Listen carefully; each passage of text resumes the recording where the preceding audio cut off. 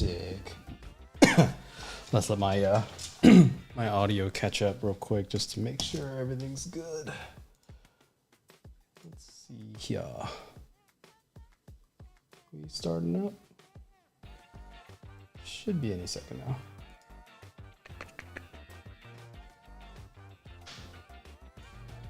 Sick. Dope. Sweet. All right. Let's get started. So we're back at color keys, right? I think oh, let me screen share on the Discord side real quick. Screen share, screen one. Let's go. And then actually I'll turn on, where's my, should have did this earlier. That's okay. Where's it at? Where's the video? On. There you go. All right, so let's get started. Last week we had done just a couple like thumbnails, right? Really, the top left two here, right? I just kind of like got them kind of separated out for us to kind of look at. But the whole point was we're just trying to get a character doing things according to a story, right? And showing like, I guess the different, aspects of, what we can think about as we design story from, like screen direction, right? Moving from left to right, bottom to top, her reversing courses and changing screen direction in the moment of the story where she, kind of goes off path, right? She's not going the same direction anymore, creating like, barriers and borders that she crosses to kind of get into, other kind of, sections of this world, right? Because, once you leave that path, we're still like kind of there. It's still right there. She can still go back. But once you kind of get past here, we're creating this idea, this metaphor for like crossing some sort of border into a more unknown area, right?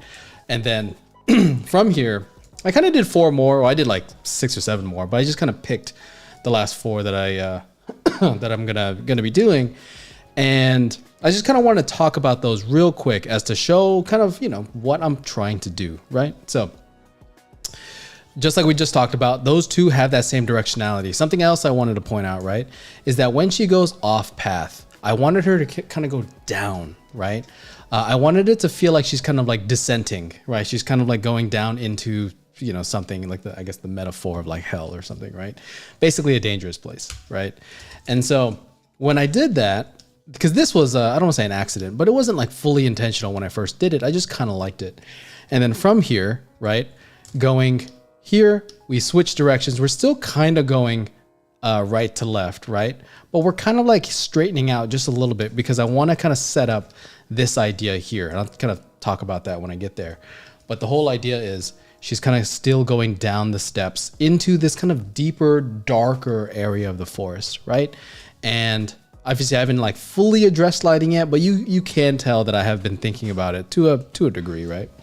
And so now we have that descent, and now there's this encounter, right? There's this, and I'll explain this character in a second, but there's this, in the story, Little Red Riding Hood story, there's the wolf that she encounters, right? In this case, it's gonna be a fox. I'll tell you who it is in a second.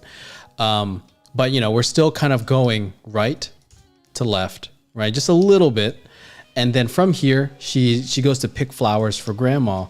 And the way I wanted to kind of show it was that I wanted her to feel like she's very blinded by this idea, right? Like the idea that she's kind of gathering flowers and she's just kind of set on that. Like the whole idea was she's supposed to go to grandma's and they said, don't leave, don't change paths, right?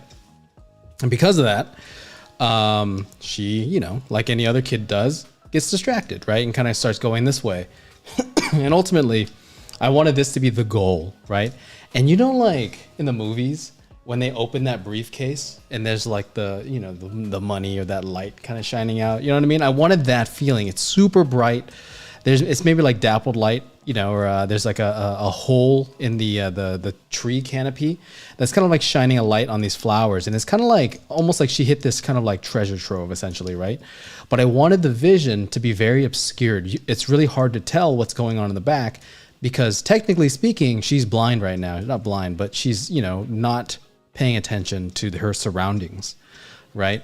And really like closing in on her, right? Where it's like she only sees flowers, and you know, in our view, we only see flowers. You see a little bit of forest in the back, but you know, it's like there's this metaphor kind of happening of like things kind of closing in tight on her, right?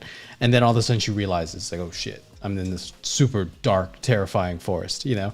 And that's kind of where we're gonna have the story end. So generally speaking, there's a little bit of thought, right, that goes into each one of these panels that hopefully lead into each other, right? And you know, I'm not a storyboard artist, so you know, just understand these are not storyboards. These are more like just like story beats, right? It's not like sequential. You can't really, I guess, design a story sequence off of this, in the sense that like a storyboard artist would, right? But that's not really our job here, because whenever we take storyboards from a project to do color keys on, they don't take every single storyboard. They just take the kind of main ones that kind of signify that story or signify that moment, right? This is one moment. This is safe, happy, going down the path that she's supposed to be going down.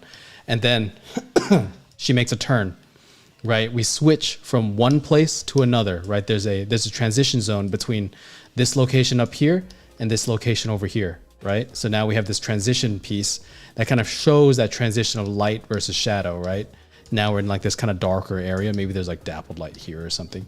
But the whole point is, you know, now we have a piece that goes from this section to that section, right? And then once we get into that descent, right, we see this kind of turned over log over here that leads us to this one. So now when we see this path, it's like, okay, we're clearly going that way, right? And then it kind of leads us there. And then once we get that, I'm gonna kind of add some lighting over here, do something to basically make sure that we understand this is the next kind of location.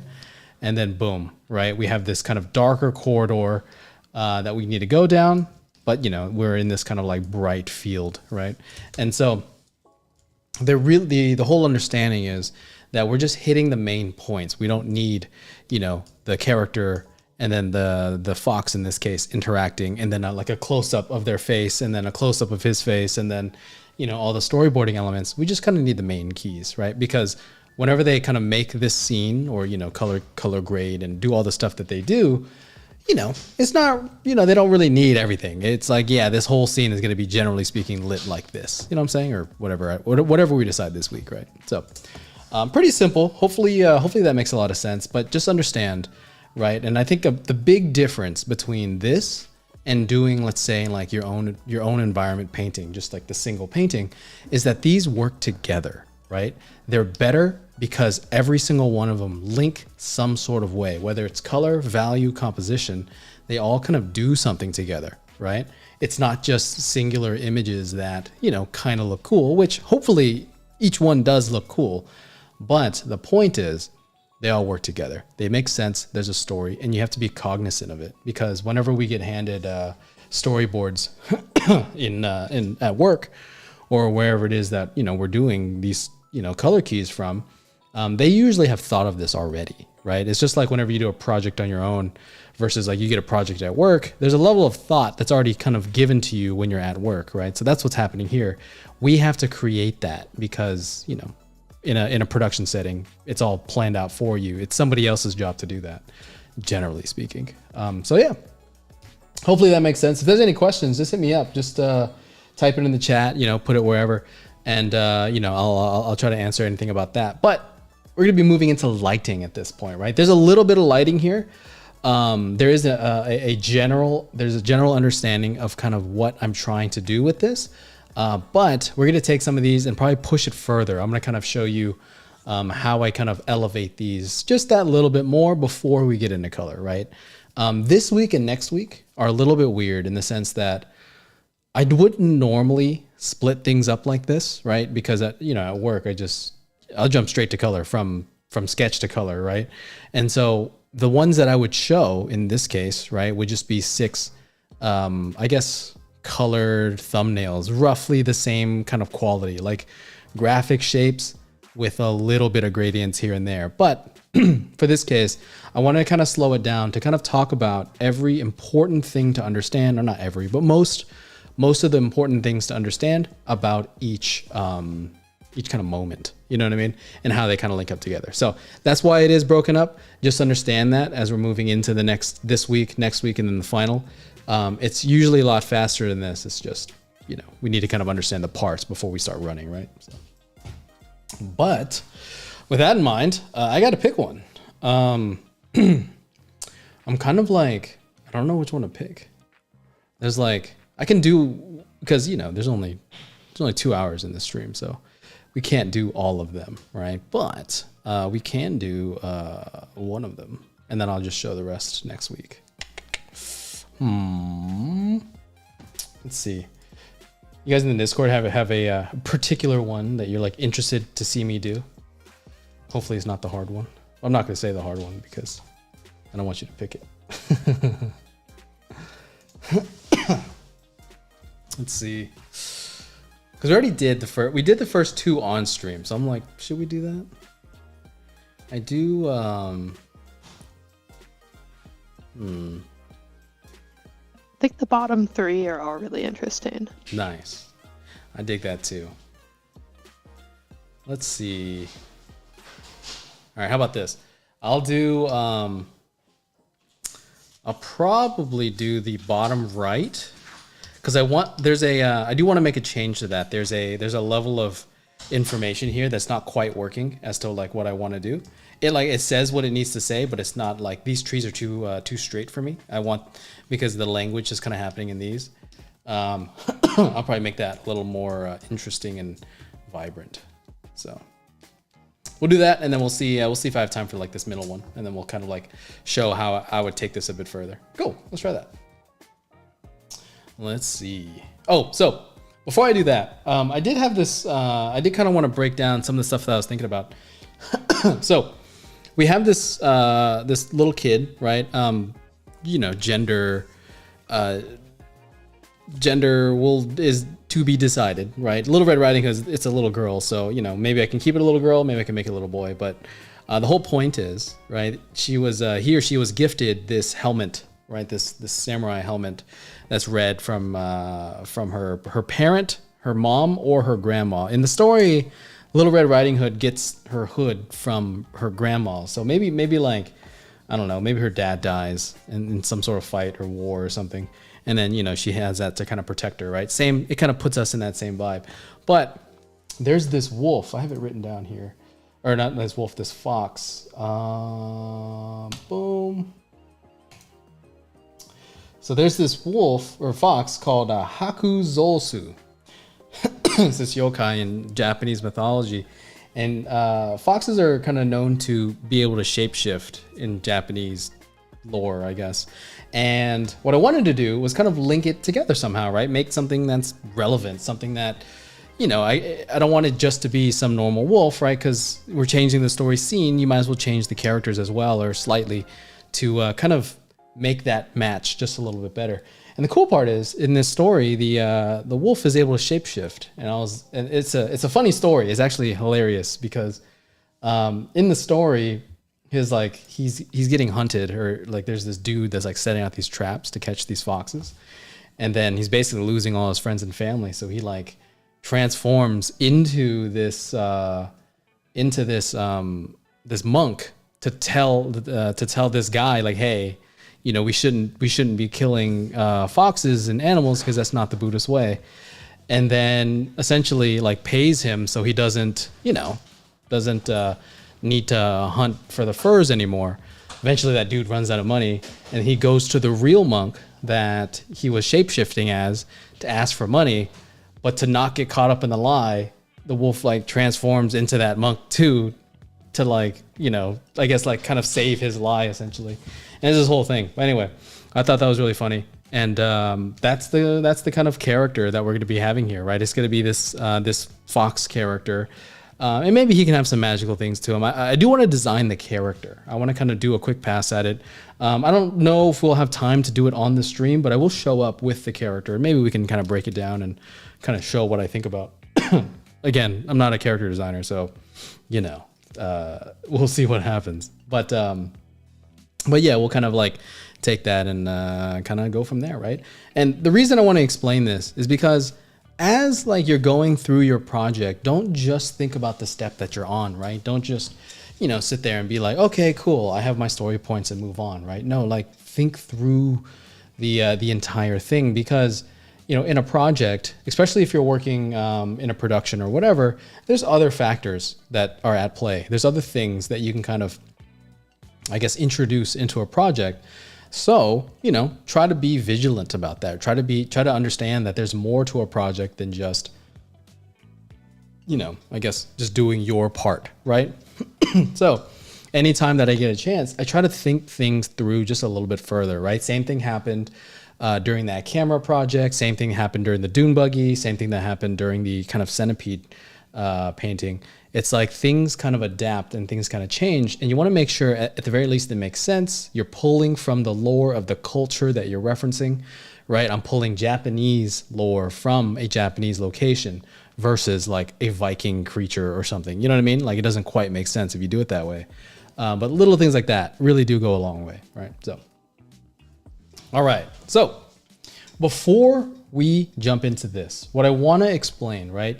When we're doing values, there's one key thing that we need to understand as a whole. These paintings, right? All 6 of these, right, need to work together, not just in composition, but in value and color as well, right? So I'm going to duplicate these and kind of show you what I would generally speaking do whenever, you know, I have a set like this, right? Oops, I'll turn that off. I have 6 paintings here. And what I want to do is kind of find moments that are important versus moments that are maybe less important, right? We kind of want to highlight certain steps. We kind of want to do certain things, right? So, for example, I have, you know, bright, happy day, right? She's like kind of walking that way. And it's kind of like bright, sunsetty kind of vibe, right? I want this place to kind of feel kind of warmish because her color palette, right? The character's color palette is going to be red in some sort of way. So if I create this kind of warmer color palette, right, we have a warm setting with a warm character, right? It kind of fits a little bit nicer. But then as we, you know, dive deeper, it starts getting less bright and probably colder or greener or whatever it is. But we're trying to set up that tone. So now what we want to see is, well, how do our values play to that idea, right? Because we can have super bright moment here. And then, you know, as we kind of progress through, we're getting darker and darker, right? But just understand that whenever you paint, you don't want to have a full range of values in every single painting, right? So let's say like, let's grab like this one right here, right? Because this is when she kind of like figures out, or this is when she finds the thing. Her whole goal up until like from the first frame to the 5th one, her whole goal is to like find these flowers, right? So maybe the impact is here where it's like we get this kind of really dark, not really dark scene, but you know, it's very bright. At the bottom, there's a lot of contrast. The light is on the, I guess the more artificial side, right? What the hell? What's happening here? Where's my, oh, there it is. So like, you know, we have this scene here, and maybe we can kind of emphasize a lot of these kind of tones by brightening up that bottom space, right? Because we want her to feel like she's in this like kind of this super beautiful lit space that kind of feels like it's glowing, right? And you know, because that's the goal. That's what she's attracted to. Kind of like a bug in a light, right? There's this, you know, like the bug zappers, right? They can't help but just be attracted to light. And so it's the same idea, right? She's kind of going off course to, you know, find this thing that, you know, ultimately she probably shouldn't be doing, right? And so if I want to lead to this moment, maybe the moments before that, I can have them a bit darker just to kind of get us there, right? Maybe like this, the setting in which she kind of meets this Fox character kind of gets the darkest, right? The darkest and even the least contrasty, right? Because when we're playing with lighting, we have 2 different ideas happening here. We have the contrast like the difference between the lightest light and the darkest dark, right? And then we have the overall value, I guess, setup, right? So if I were to take this and then go to filter, blur, Gaussian blur, right? What value is that? Generally speaking, that's on the darker side, right? If I color pick that, you know, something around like the middle section here, we're at a 10% value, right? So, you know, it's a pretty dark scene versus some of the scenes before that, right? Maybe this scene in here can get a little bit lighter and foggier, right? A little less contrast, but overall a brighter scene, because if I duplicate this, filter, blur, Gaussian blur. Oopsies. Why did that? Oh, cancel that. Hold up. There it is. So, you know, if I get something like this, right, we're at a 24, right? So probably double the brightness of, you know, the scene next to it, right? Because ultimately we're getting deeper and deeper into this scene. So the reason I'm talking about this is because there's a natural tendency for us to always kind of have full range of values, right? You know, you don't want to have every scene being completely pure white in areas and pure dark in areas. You want to have scenes that kind of, you know, create a gradient in the entire kind of line, right? And then you can change the contrast and the value ranges to kind of, you know, help tell you that, right? And maybe in like this scene up front, this scene right here, right? We can kind of get that a little bit brighter. You know, maybe it's like just a bright, happier scene. You know what I mean? Maybe it's like high contrast as well. Like there's, you know, it's just generally speaking a brighter kind of tone. So now we have, let's say that painting on the left is probably like, I don't know, a mid-level major key and like a high minor key, right? And so now we have this identity for the image. And then here, going to this next one, right? Oops. We have maybe this section up top can be a bit brighter, right? And kind of blow that out a little bit. And then down here just gets a little bit darker, right? Because now we're trying to hit that, like other tone for the next shot, right? We're trying to create the barrier that kind of, or not the barrier, the buffer zone between this first shot and then that third shot, right? She's kind of leaving that area of light, right? And then we're getting into, you know, this scene here. Things are a little bit darker, right? Maybe I can kind of duplicate this and create some like, I don't know, some dappled light or something, you know, just like, boom, something like there, something right there. Right, and that way it feels like we're kind of linking the two locations up. And then leading into that that fourth shot, super dark, you know, you're kind of meeting this dark creature, this being or this thing that's, you know, gonna probably try and eat you. You know, so it's like pretty dark, pretty hazy. And then now we're in this like, you know, super kind of dark area, but then there's this like glowy kind of light and it feels almost unnatural. It feels like, it's almost like, I don't know, like underlit, right? Just by how much light these kind of plants are kind of like catching, right? And then here it dawns on us that we're lost, that we're in a bad spot. And then now it's like mostly dark again, right? Maybe I can even like kind of cut down some of these shadows here or some of these, you know, create a smaller dapple light effect. That way this whole painting kind of feels a bit darker, right? Because we're not in a safe spot anymore. She's not where, you know, she's not in the light. She's not here, right? This is safe. This is not, right? We're at the peak safety right here, or not peak, but, you know, generally speaking, pretty safe. And then this is kind of like probably the most dangerous spot because he's right there. But then we kind of realize how much danger we're actually in.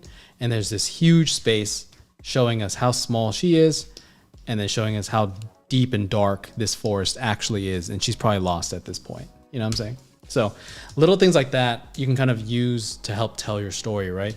It's not just about creating like value paintings. It's about how do the values interact with each other and how does the story progress from one shot to the next, if that makes sense. So if there's any questions on all that, definitely like, just let me know. But that's the general idea. When you're setting up values for your paintings, right? Don't just paint values onto a painting like you normally do. Think about what happens in the next shot and what happens in the previous shot and see how you can kind of link them together. Same reason why, I'm trying to like make things darker and darker, and then why I need to add like, you know, some sort of like lighter area in the back here, right? Just to kind of make it feel like there's somewhere for her to go. She needs to hit there. And because that's the kind of light that's guiding her essentially. You know what I mean? So hopefully that makes sense. I'm gonna kind of take this sixth one right here, third on the bottom row, to a better finish level. I'm gonna redesign some of those shapes and really kind of take things a bit further. But if there's any questions on like what I'm trying to do here, just let me know, and then we'll kind of like break down some of those ideas for you. So, all right, cool. So let's do it. I'm gonna open this in my other file. I'm gonna save that. So little things like that, like this is it's cool because I'll do paintings like this. Not paintings, these are like graphic comps, really, right? If you've ever done like a film study, very similar.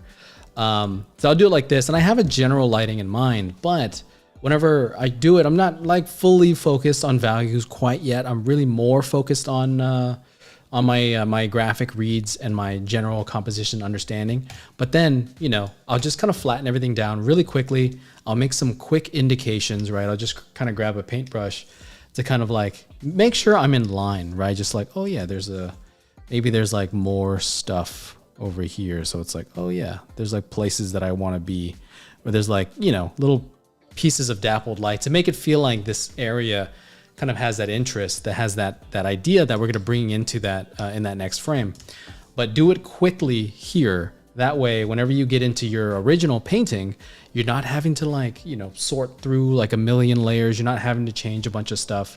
All you're doing is just making a quick change, just kind of scribbling some notes down just to remember that you have to do it, and then take it to the next step, right? Too many times we try to adjust, I guess, on an individual level, and you kind of get lost, right? It's really easy to kind of forget that, you know, you're just trying to make this a quick, you know, I guess a quick indication just so you can kind of move on. You know what I'm saying? So cool.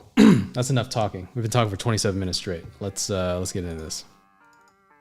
Which painting was it? Was it this one? Is it that one? Yeah, it's that one. All right. Sick. So guys, how's it going? How's everybody in the Discord and YouTube live stream? If you guys are watching there, there's 4 of you. Got to increase those numbers. Actually, I don't like that light. There it is. Cool. So something I want to bring up. I have these images, right? Like I made these compositions and these designs.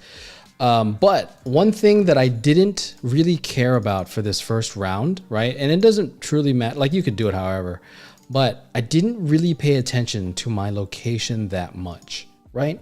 Because at the end of the day, this is a very particular forest that I'm, you know, trying to reference here. And so when I'm doing this, I want to make sure that we at least hit the language that we need to hit. I like a lot of like these kind of like tangled kind of trees. They look very, there's a lot of roots and rocks and stuff showing. And I kind of want to save this for that bottom section. I want like maybe the kind of safer areas to feel like tall, straight lines. And then I want the kind of like, you know, more confusing areas at the bottom where she's kind of lost and trying to go through this area to, you know, I guess resemble this forest a little bit more, right? Especially like stuff like that. Like, dude, you have this like kind of knocked over tree thing, and you have these rocks and these like kind of, and so whenever I design the comp, it doesn't really show that, right? It like, you know, I have the trees like normal in the first 2, and then I have the same types of trees in the bottom. But just remember, like all these things that we're doing are just placeholders. It really doesn't matter, right? It's not that it doesn't matter, but technically speaking, your creative lead will actually never see this, right? Or at the very least, they'll understand it's a very loose idea at the moment.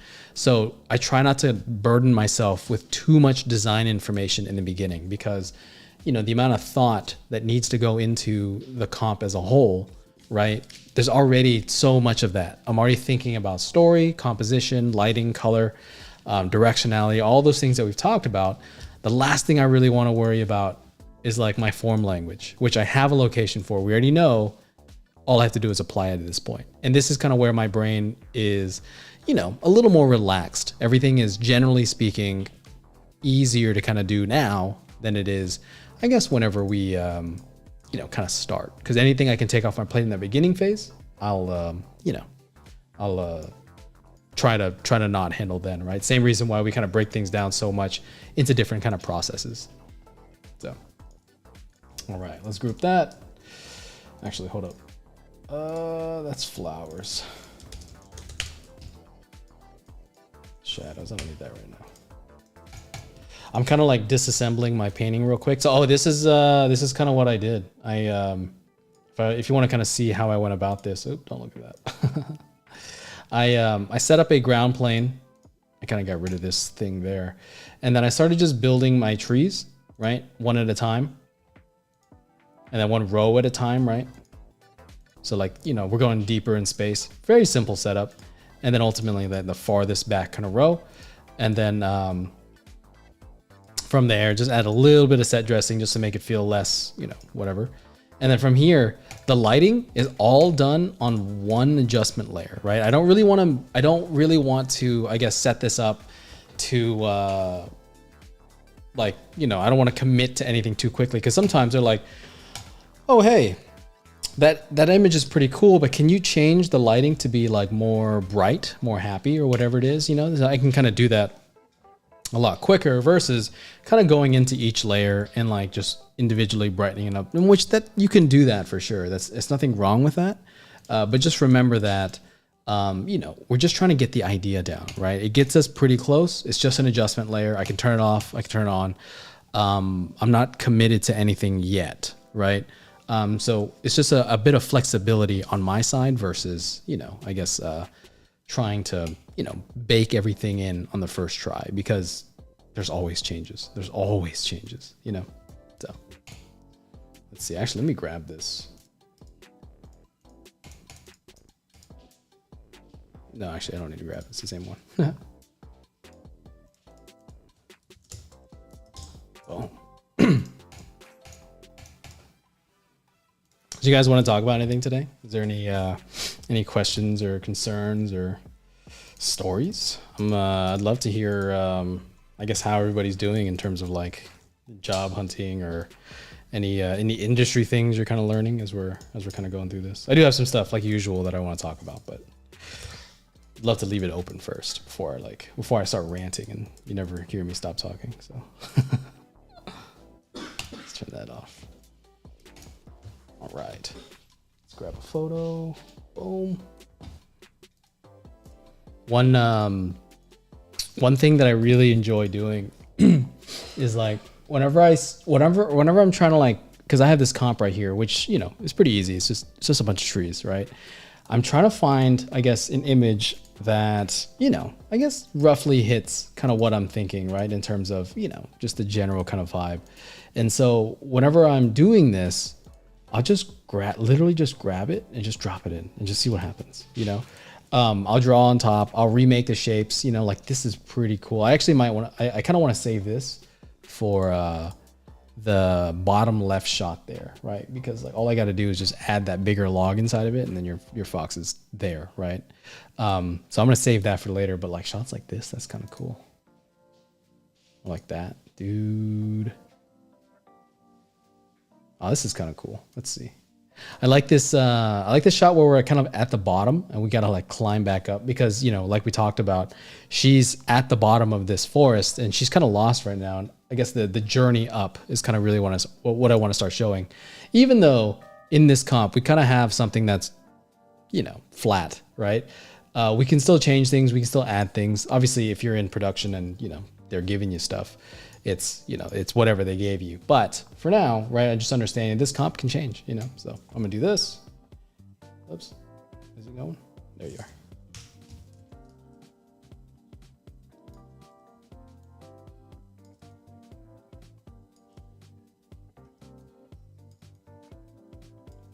Ooh, that's kind of cool.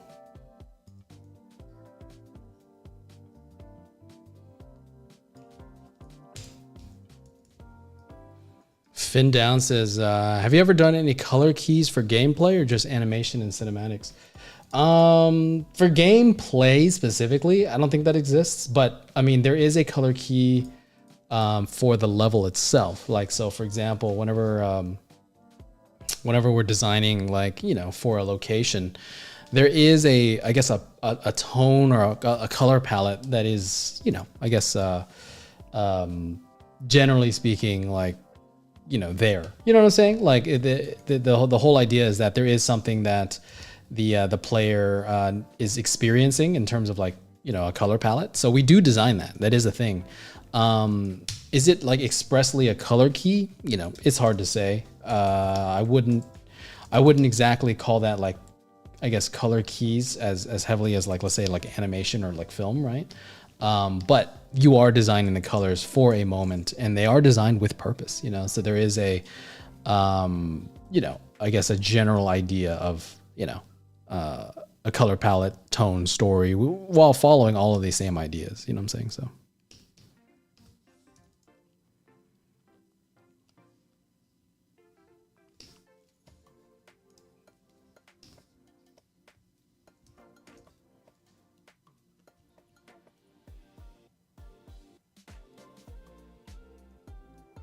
So like, whenever I'm starting, I'm just like, just trying to find a new idea, just trying to find, like, just how to, you know, how to make this thing just a little bit more interesting, right? Because right now, whenever I did this to be 100% honest, right, this took, I don't know, like 10 minutes. You know what I mean? Like this, the comp that you're kind of looking at previously, right?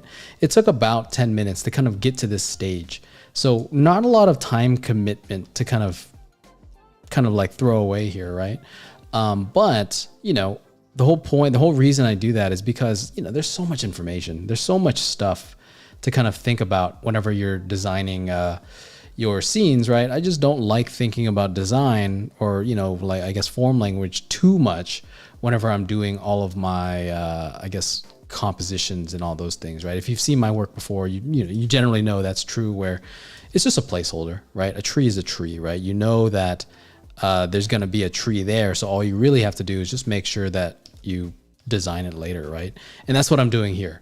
We're just taking our time and we're creating our moment first, and then now it's like, okay, cool, let's just have fun, you know? Let's just, now the concept artist kind of comes out and you start designing these kind of twisting trees, right? Creating this, I guess, more gnarly kind of landscape, because, you know, we still want this place to feel very, I don't know, I guess, dangerous for her.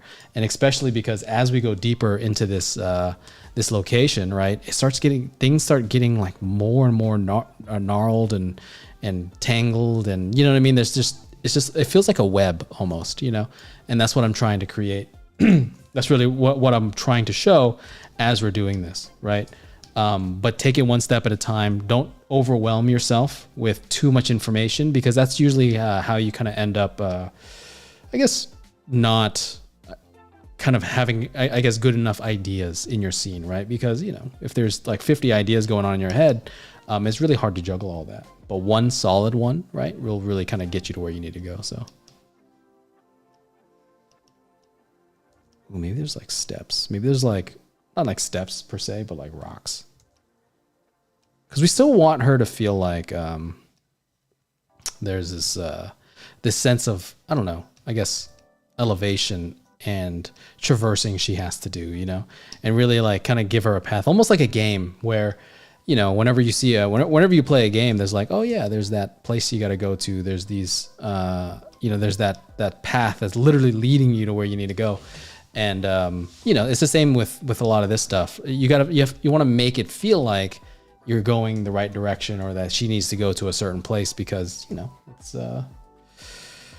you know, the audience still needs to kind of understand all that, right? They still need to see, okay, she's got to go that way. Cool. You know, or if she makes a wrong turn, you're like, oh shit, don't go that way, you know?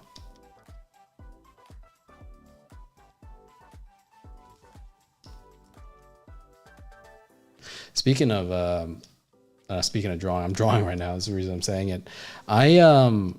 So I teach classes, for those that I guess don't know, but I teach classes online and in person and all that. And um, it was weird this week in particular. I got like 4 questions, like four. I got questioned 4 times as to how important drawing is. Like just as a, like, it was weird. Like it was like, I don't get the same question kind of asked to me that often. Right. I think as of lately, I guess there's this, maybe it's the level of students that I tend to be interacting with, right? Cause I'm an intermediate level teacher. So you kind of get beginner, intermediate level students. And so like, there's a lot of like asking of like, how important is it to draw, And like for those watching now, later, or whenever, like this is going to be relevant for, I don't know, however long, but like, especially with AI coming out and then with 3D on the rise, or not on the rise, at this huge kind of like importance level in a lot of people's eyes. There's this question, especially as a student, is, how much drawing do I need to know, right? Just because, it's, I don't want to waste my time. Drawing's hard as hell. It's something that it can be very difficult and very, I don't know, it feels very needless sometimes, especially if you're like, oh, just model it out. You know what I mean? And like, there's every like, I guess, artist that I know that I like kind of look up to, or like somebody that's like very good at their job, right? Someone that's like legendary level artists, right? They are always good at drawing, right? Whatever the case may be, they're always like, solid for whatever reason, right? You look at someone like Jama, right? Where like, he's like the pioneer of any new tech, right? And he kills it every time. Like every time he does something, it's like, it's incredible. Like, he was doing a lot of like the panoramic drawings in the beginning.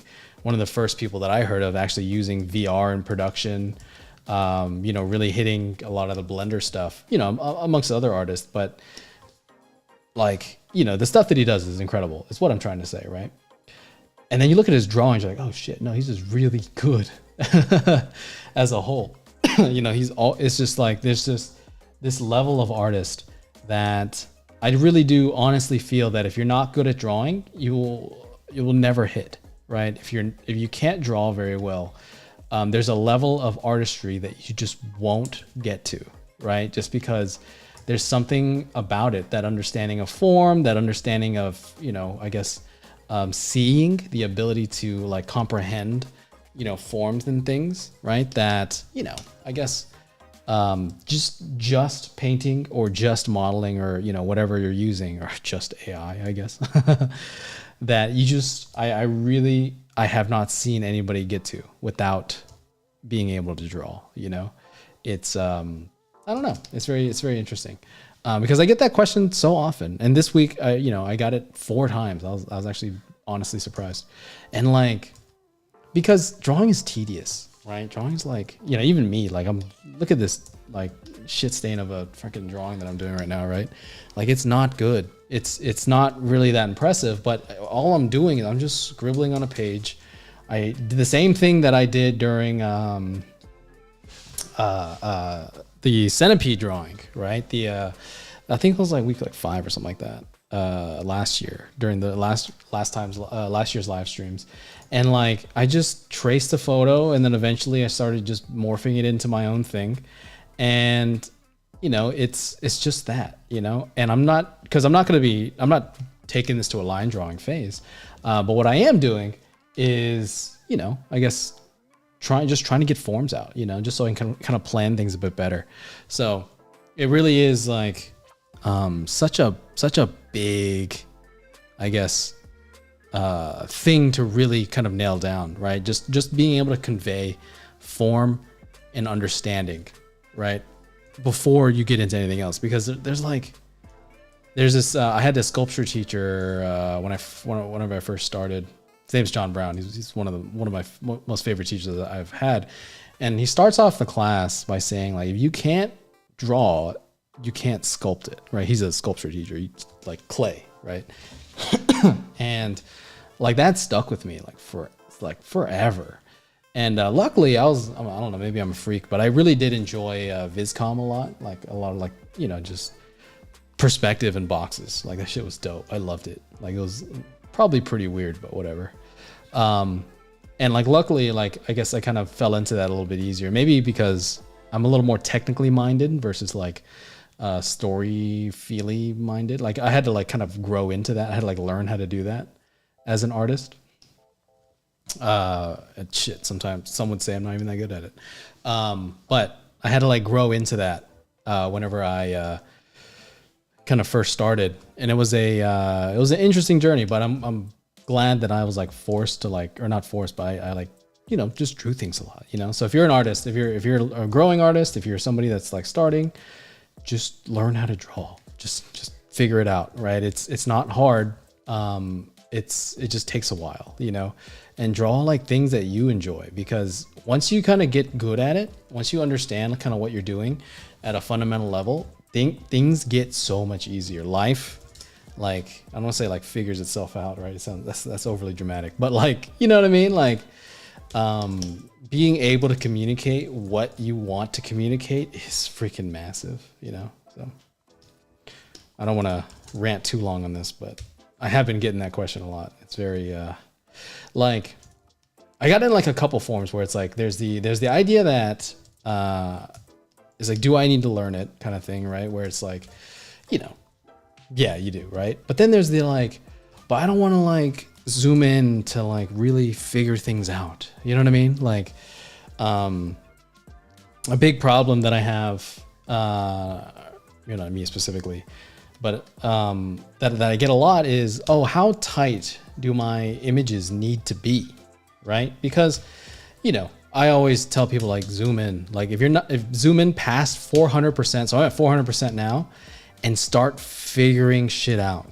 Like I'm at 400%, and this is how close I am to my painting. Let's see something more visible so we can kind of see what's going on here, right? That's how close we are, right? You know, in this whole image, that's a full body of this character, right? And that's how big the whole painting is at you know, 60%. But you know, zoom in 3, 4. How many is that? 1, 2, 3, 4, 5 zoom ins. That's how close you probably need to be, if not closer, to actually finish things, like describe it, right? Because I get this question a lot, because you know, we, especially in class, and I'm guilty of it too, to be honest, where we teach things very loosely, right? Like the whole idea is we're kind of we go through our lessons, and it's like, hey, here's a quick thumbnail, right? It's the same shit I was doing here. Here's a quick thumbnail. And then I guess we mistake this, not we, but you know, generally speaking, you know, earlier artists mistake this as a more finished painting than when it really is. Because when I see this, I see a 10% painting. Some people see this as like a 50, you know, 50 or 60, and they kind of add a little bit of color and then they're done. It's like, no, this is so far away from actually being like finished. We're probably not gonna get finished in this month, just because this is color keys. Color keys don't go that far, or aren't supposed to go that far.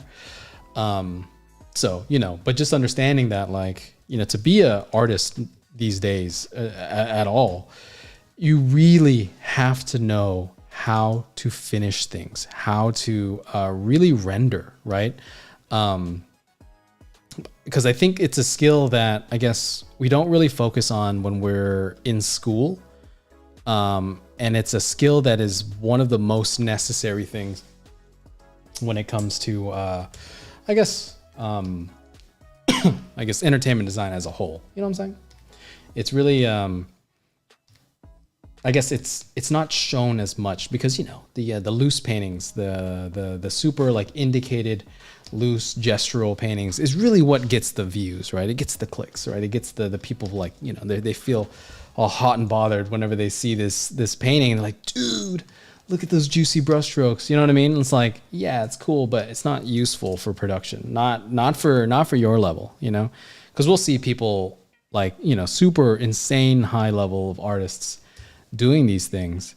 And you know, it's like, yeah, I want to work like that guy. I want to work like this lady, you know? And it's like, you know, you're not them at the end of the day. You're not, and then on top of that, they already hired that person, so they don't need you to be doing these looser, you know, more indicated paintings. You know what I mean?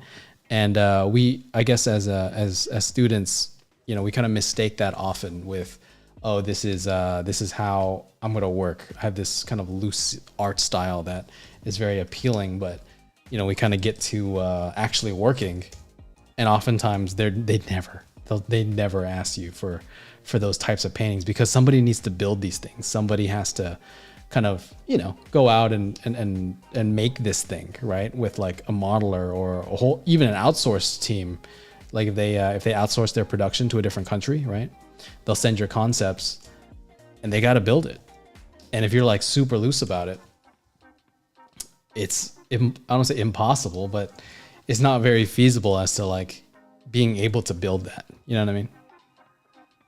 So just a little bit of ranting from an old man, I guess, when it comes to art. It's funny, I'm learning that maybe my thoughts on some some topics are very I don't want to say old school, but like they're starting to be dated, which is kind of funny. I don't know how I feel about that, but whatever. Findown says, are you ever good at drawing? No, not really. Not unless you're like Kim Jong-gi or like Scott Robertson or Daniel Simon, like those people. Like that's fucking good. Me? No, never. I should be working on my drawings more though. It's funny, as a painter, I guess as somebody that paints, hardly call myself a painter really, but as somebody that mostly uses painting techniques, every time I like sit down to draw a little bit, like there's times where I like kind of feel stagnant, right? Or I'm like, you know, not something's not clicking, something's not feeling right, whatever it is, right? Every time I sit down and just do some drawing, dude, like a huge level up. Like I don't know what it is. Like it's just like, I don't know, maybe my mind. You know, something clicks, something happens. I don't know what it is, but you know, ultimately, there's this process that kind of, I don't know, transforms the way I think. You know, there's something that happens in my mind that every time I just slow down, draw some boxes. Like I did some boxes. I don't know, like I think it was like December, like not even that long ago, basically, is what I'm trying to say. I just sat down and just did some boxes, like just literally like boxes in perspective, like the first Viscom homework you ever get, that one, right? And like I did it, and you know, I was just kind of mindless. I just did it while I was watching movies or whatever, right? Just kind of going through the motions. But like I don't know, there's just something about it. Your mind kind of, your hand and mind kind of get a little bit closer in sync. You know, I probably need to do more of them for sure, but you know, I don't know, something about it.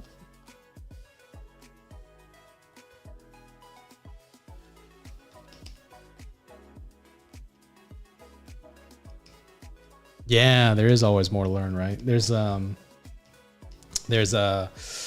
like an infinite amount of things that we need to be kind of learning, and unfortunately there's not enough time. Never enough time.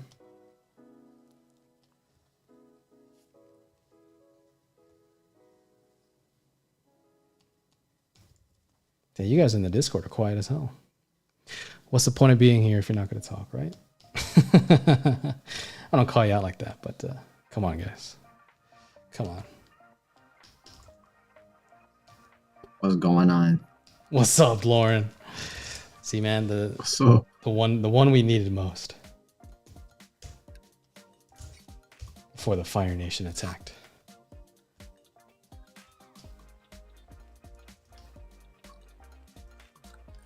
There we go.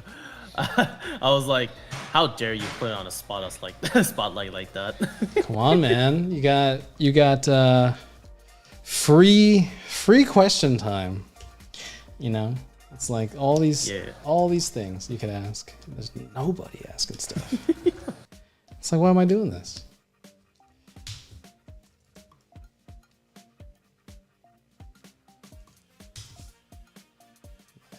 Hold up, let's see.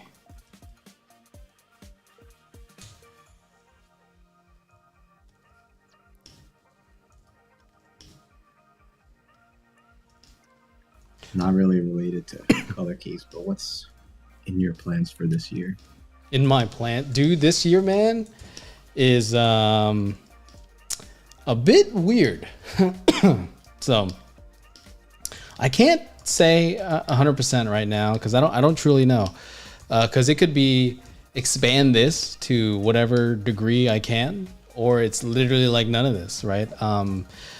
I kind of went through a big change this past year, and we're essentially kind of looking to move at this point to try to like kind of relocate to another country, right? We don't know if it's gonna happen or not, so it's like one of those things, right? But you know, right now it's actually looking kind of positive, to be honest. But you know, nothing's confirmed yet, so I can't truly say. But yeah, if that works out,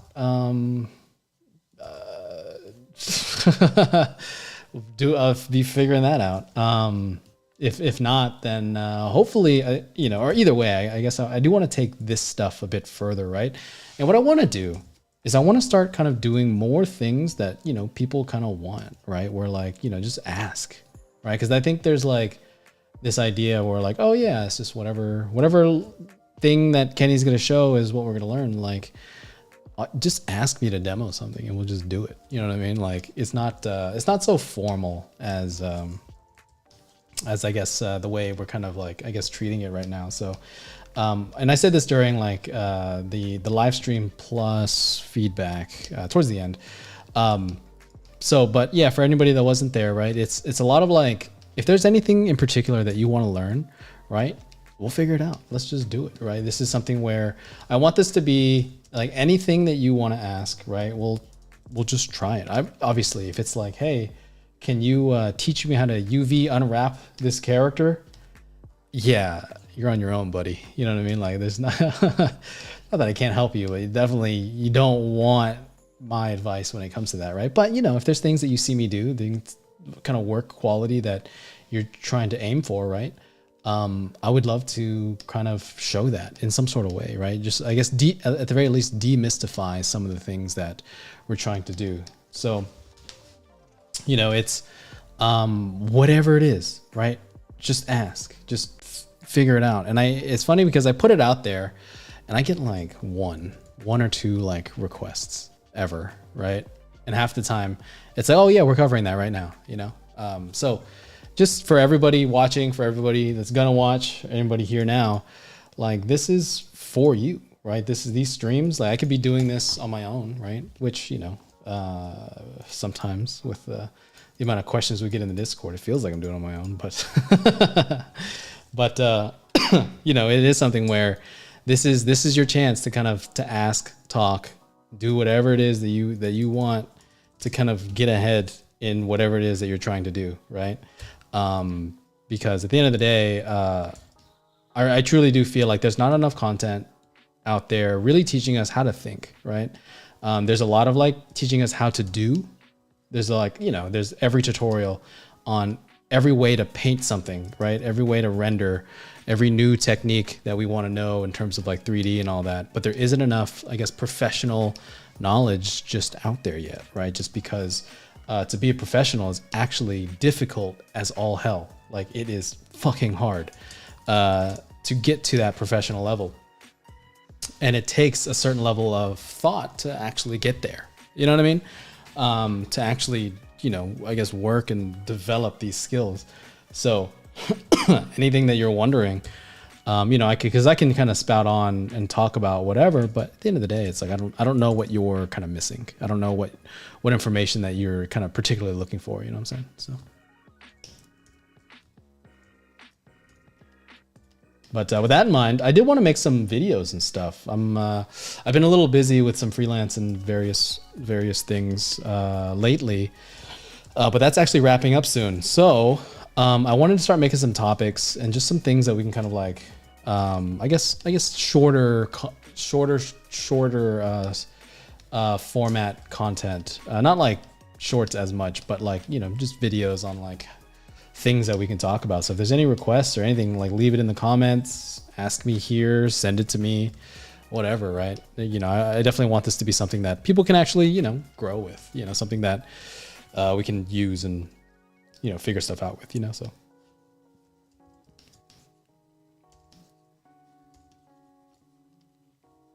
Dude, look at that. Freaking shapes, baby. All right, so all I'm doing is I'm just making shapes, right?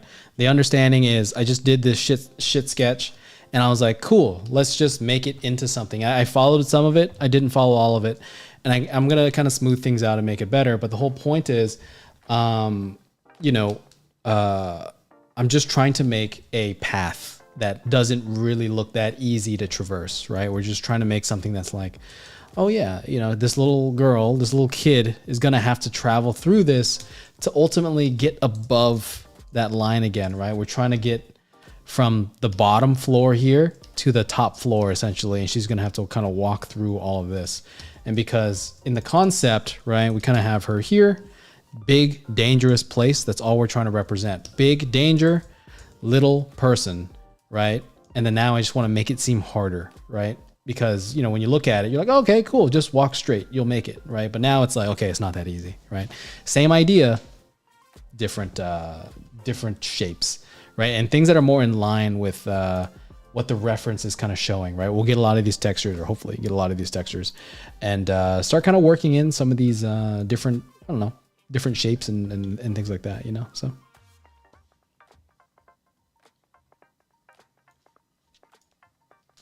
Pius says maybe shapes and texture. Oh, go ahead. What's up? Oh, sorry. No, go ahead. That. Go ahead. Oh, I was wondering, for if you're putting together a portfolio project, like that's kind of like a lot of material all related to each other, and has like sort of a story. I've seen like a couple ways of going about putting like the project together. One is like a super clean, like very minimal, almost like you're just delivering it and it is showing all the information. Like there's not really a lot of like colors or graphic design involved. It's like almost seems more like something that you would turn in, you know, just to give what you need. And then the other way is like it's almost more like a storybook or like, you know, a lot of graphic design and extra elements kind of weaving in and stuff like that. What do you think is looked upon better, especially when looking in the like games industry, trying to work for like a studio? Yeah, it's like literally like some people will like, it'll be like concept image and then like gray background with some assets and like their name. And then there's like the super presented, there's like lore, there's like all sorts of like extra things to kind of make it look all nice and juicy, right? Yeah, and like even like paper texture and, you know, like the whole thing is like very, it's almost like a book, you know, like an art book, I guess would be a way to think about it. I would say it's not, I wouldn't say that's the most like, I guess, important thing in the world, right? Like, because, you know, we have, like, if we look at your work, right, and it's not good, you know, it doesn't really matter how well it's presented at the end of the day. Or on the flip side, if it is really good, I mean, I don't care how it's presented, it's fucking dope. You know what I mean? Like, just imagine the last time you saw, like, let's say a Craig Mullins piece or like a Jamie Jones piece, and you're like, man, dude, I wish there was some paper background textures. You know what I mean? I'd hire this person if their font was not, you know, Comic Sans or whatever. You know what I mean? Like it's a lot of like, it's percentages, right? It's like it's little things here and there that I guess, you know, overall help you do. They help you look better. They absolutely do. Is it what you should focus on? No. Is it something that is truly that important? Definitely not. If you have good work, you'll get hired. You know, that's all it is. That's all it ever is.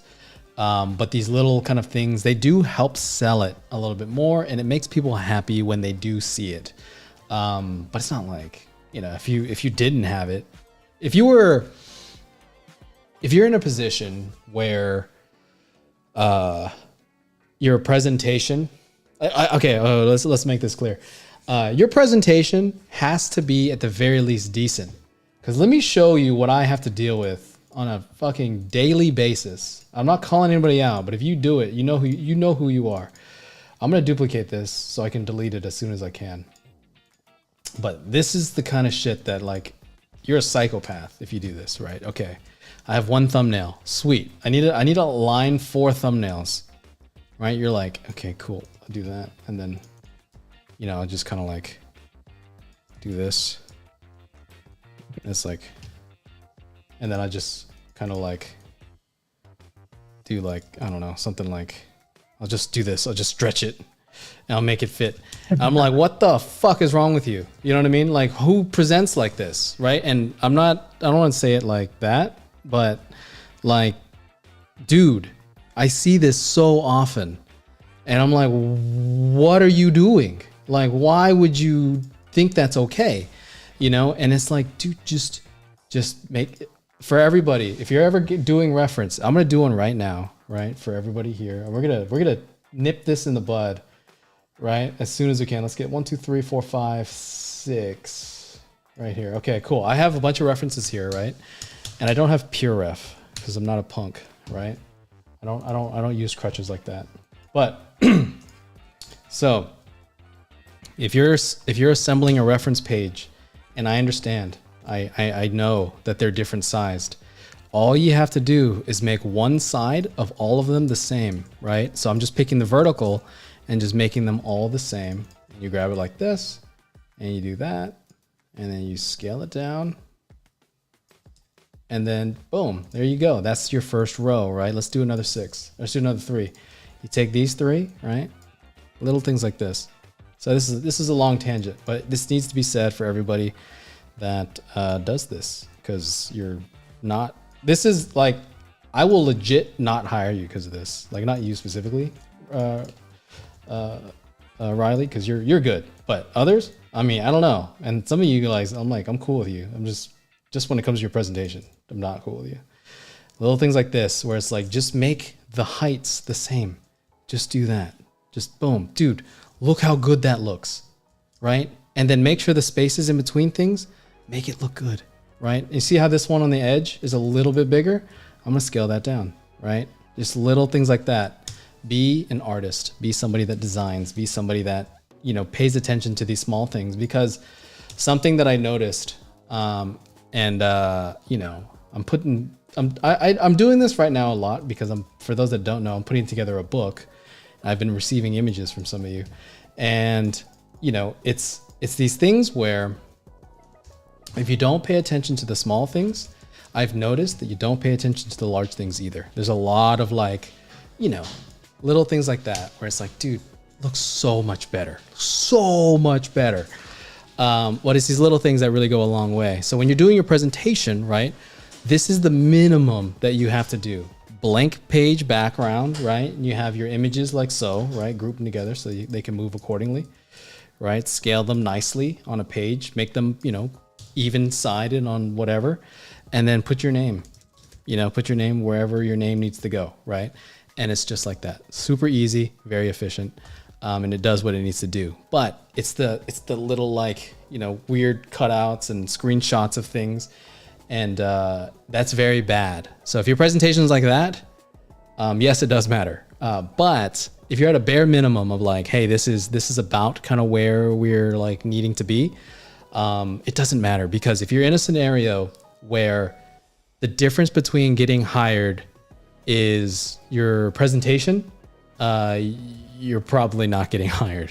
You know what I mean? Like, that's not a scenario, like, because, you know, that's not really it. You know what I'm saying? The presentation does make things look better, but it won't get you a passing grade. You know what I'm saying? It's like, if you look good, you look extra good. If you look bad, you still look bad. You know what I mean? So, sorry, that was a long tangent. And, but it's something where, like, I remember in class, we'd be, so when we're in person, right? Like a digital, you just submit it. However, submit it like this, by the way. If you're in my class and you're watching this, if I see that trash of just, you know what I mean? It kind of irks me a little bit. But anyway, in class, we'd have thumbtacks and you'd have to like poke it. You know, some people, they go to the wall, one top dead center, and then the sides will kind of fold in and it's all like wobbling and stuff. I'm like, what are you doing? You know what I mean? Like, it just makes things look bad. And of course, it's always the cheapest quality paper.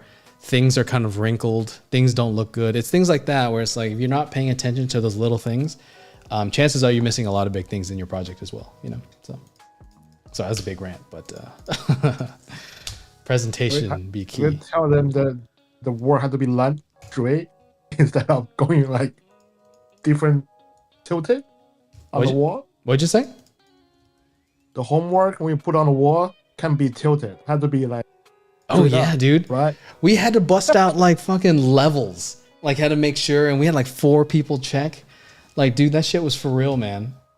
We always the way I did it was I would present. So there's walls, right? But there's seam lines on the walls. So I would just present next to one of those and just kind of line up my edges with one of those.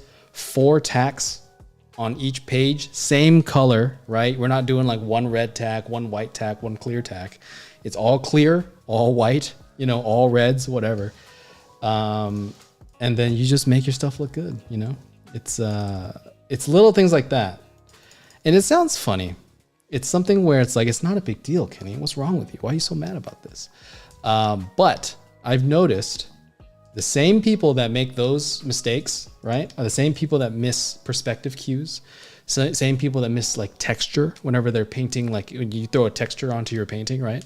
You miss that as well. Same people that, you know, like kind of are kind of like negligent of a lot of the details, do those mistakes. So if you ever catch yourself doing that, just remember, this isn't the only mistake you're making. You know, it's not that your presentation's solid and the rest of your life is like perfect. You know what I mean? It doesn't work that way.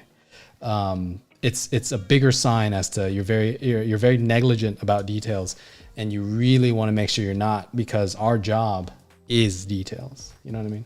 So.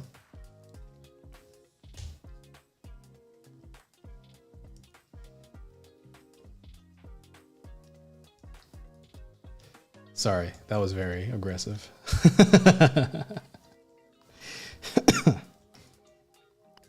I think it's actually- pretty I mild. actually had It's not a- aggressive at all. What were you saying, Riley? No, it was me. G. Oh, G. But What did you say, G? literally- I actually had a question earlier regarding the reference. So, would you rather have us like do not waste any sort of space in a reference board, or even like even presenting things? Like wasting space how? Because, like, you know how we like present things and there's like a big like space underneath. Like, do you want us to like use that kind of space? Or? I mean, you know, you do whatever you want. I'm just saying, like, for my preferences, right? This is generally speaking how you should probably do it, right? It's just make it black. And then this is what I'm going to do. You pick a font that's professional, Helvetica, you know, Arial, whatever you want to pick, you know, Yeah. make it visible. You don't have to make it bold, you know what I mean? But, you know, boom, there you go. For sure. Easy. Thank you. Looks good, looks professional. Because, dude, imagine for anybody, not specifically UG, but for anybody, like, just imagine, right? You're going into a class and you're doing that. Okay, no one's gonna fire you, right? Because you paid for the class. You're gonna get that class, right? But now go into a board meeting, go into, you know, wherever, go into a multi-million-dollar pitch meeting and do that shit. You know what I mean? Like, it sounds funny in the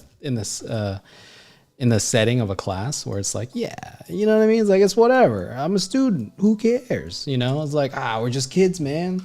You know, it's like, but at the end of the day, it's like, you know, if you do it now, you're going to do it later, right? You're the same person that you are, you know, in class as you will be as professional, right? Because if you're not doing it now, you probably won't be doing it later because you're not aware that you need to do it. You know what I'm saying? And it's those little things that can really make or break your project, right? Like in a boards meeting setting, because you know the quality's good. Now you're just trying to get everybody to be like, hey, here's a couple $1 million to make this project, and you're like, oh shit, you know. So little things like that they go far. but it's a mindset. My point is that it's a mindset. It's a mentality towards your work, right? And that's where you want to kind of fix that.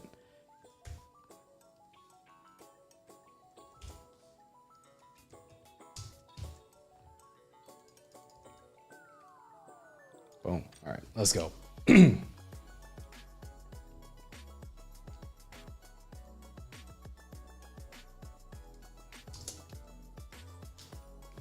Oh, Pius says, maybe shapes and textures. I have no idea how Yunling does what he does. Dude, I barely have any idea of how Yunling does what he does. I asked him one time, I was like, dude, how are you doing this? How are you doing this thing? And he goes, oh, it's all Maya. I was like, no, it's all Blender. I was like, you motherfucker. Not even, man. He's very, I don't want to say secretive, but he's very like, I don't know. He kind of makes it sound easier than it really is. Oops. There he goes.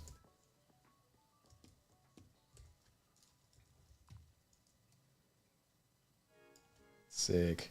So I'm kind of creating all these layers, right? I'm just trying to set up my image. I'm just trying to create a similar idea from before. Now we're just kind of creating that elevation, and I'm just, just creating just my things, right? Just, it's really nothing crazy. It's not difficult by any means. It's just the same idea, but now like the difference is I get to focus a little bit more, right? I get to like spend time and actually make these shapes look good, because there's a lot of things where, there's a lot of shape language stuff that I'm kind of missing. There's a lot of like little things here and there that, just could be a little bit better as a whole, So what I'm doing is I'm just taking the time to make it look good, right? Whenever you're doing this, right, this phase right here is when I would really start trying to identify, any form language things that you want to address, because what I don't want you to do, if you're following along, what I don't want you to do is spend too much time, I guess, rendering anything here. Because like I was saying earlier, right, this phase that I'm doing right now, it's technically speaking not a real phase, right? Because you would do this all at once. You would do this, you don't separate the value and color phase, right? We're doing it for learning purposes. But I'm doing it now because, I want to slow down and kind of show you what I'm thinking about. So just kind of, just understand that you don't want to be rendering too much now, because you're going to have to redo some of this in painting anyway. So what I want to do, what I want to focus on right now is the idea of, just trying to make it feel correct, get the shapes right, get the lighting generally in the right direction. Once we add color, we're like mostly like 85% there. And then from there, it's a lot of like just adding details, adding some textures here and there. And I'll show you some really quick ways to do that next week. But yeah, so.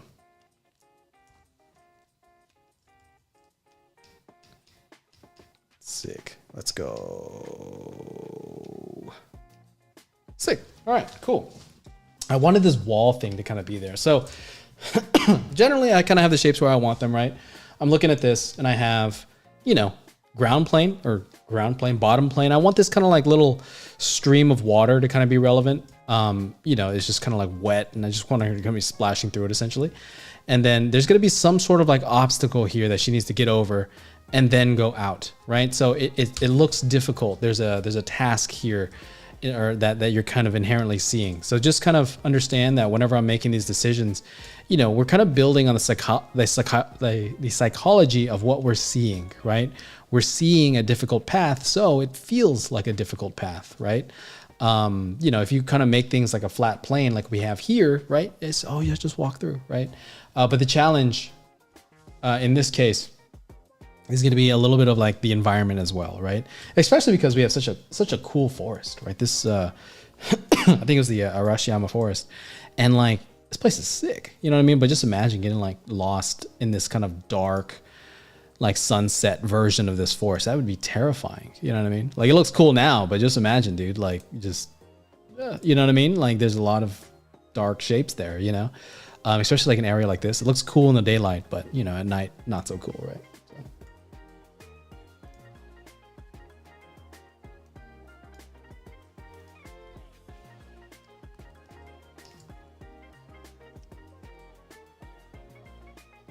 So like as I'm correcting some of these shapes, right? What I'm doing is I'm just trying to make it feel like they're, you know, they're like kind of right in the ballpark, but also closing off these kind of back sections here, because before I kind of had these openings here, so she really could go left or right, you know. But at the moment, I'm really trying to focus everything right here. So any chance I get, I'm just trying to like just make it feel like there's, you know, just things happening. There's like places where, you know, you shouldn't go there, or you don't belong there, or whatever it is, right? So just shape designing at this point. Just trying to make my image a little bit more interesting. This week, it should be a little bit easier of a week in the sense, if you are following along with the homework. It's easier in the sense that a lot of the thinking has already kind of been done. Use this opportunity to make your images just a little bit stronger. This way you can, you know, once we get into the color phase, you have some good shapes to work with and you don't have to worry about designing after the fact, you know?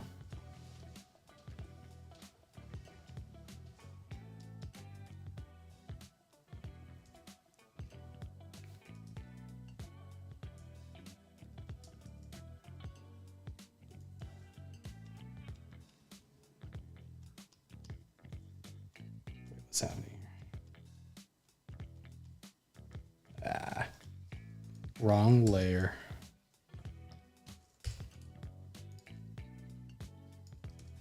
All right, so I did want to talk about some stuff. You know, I just figure out things during the week. So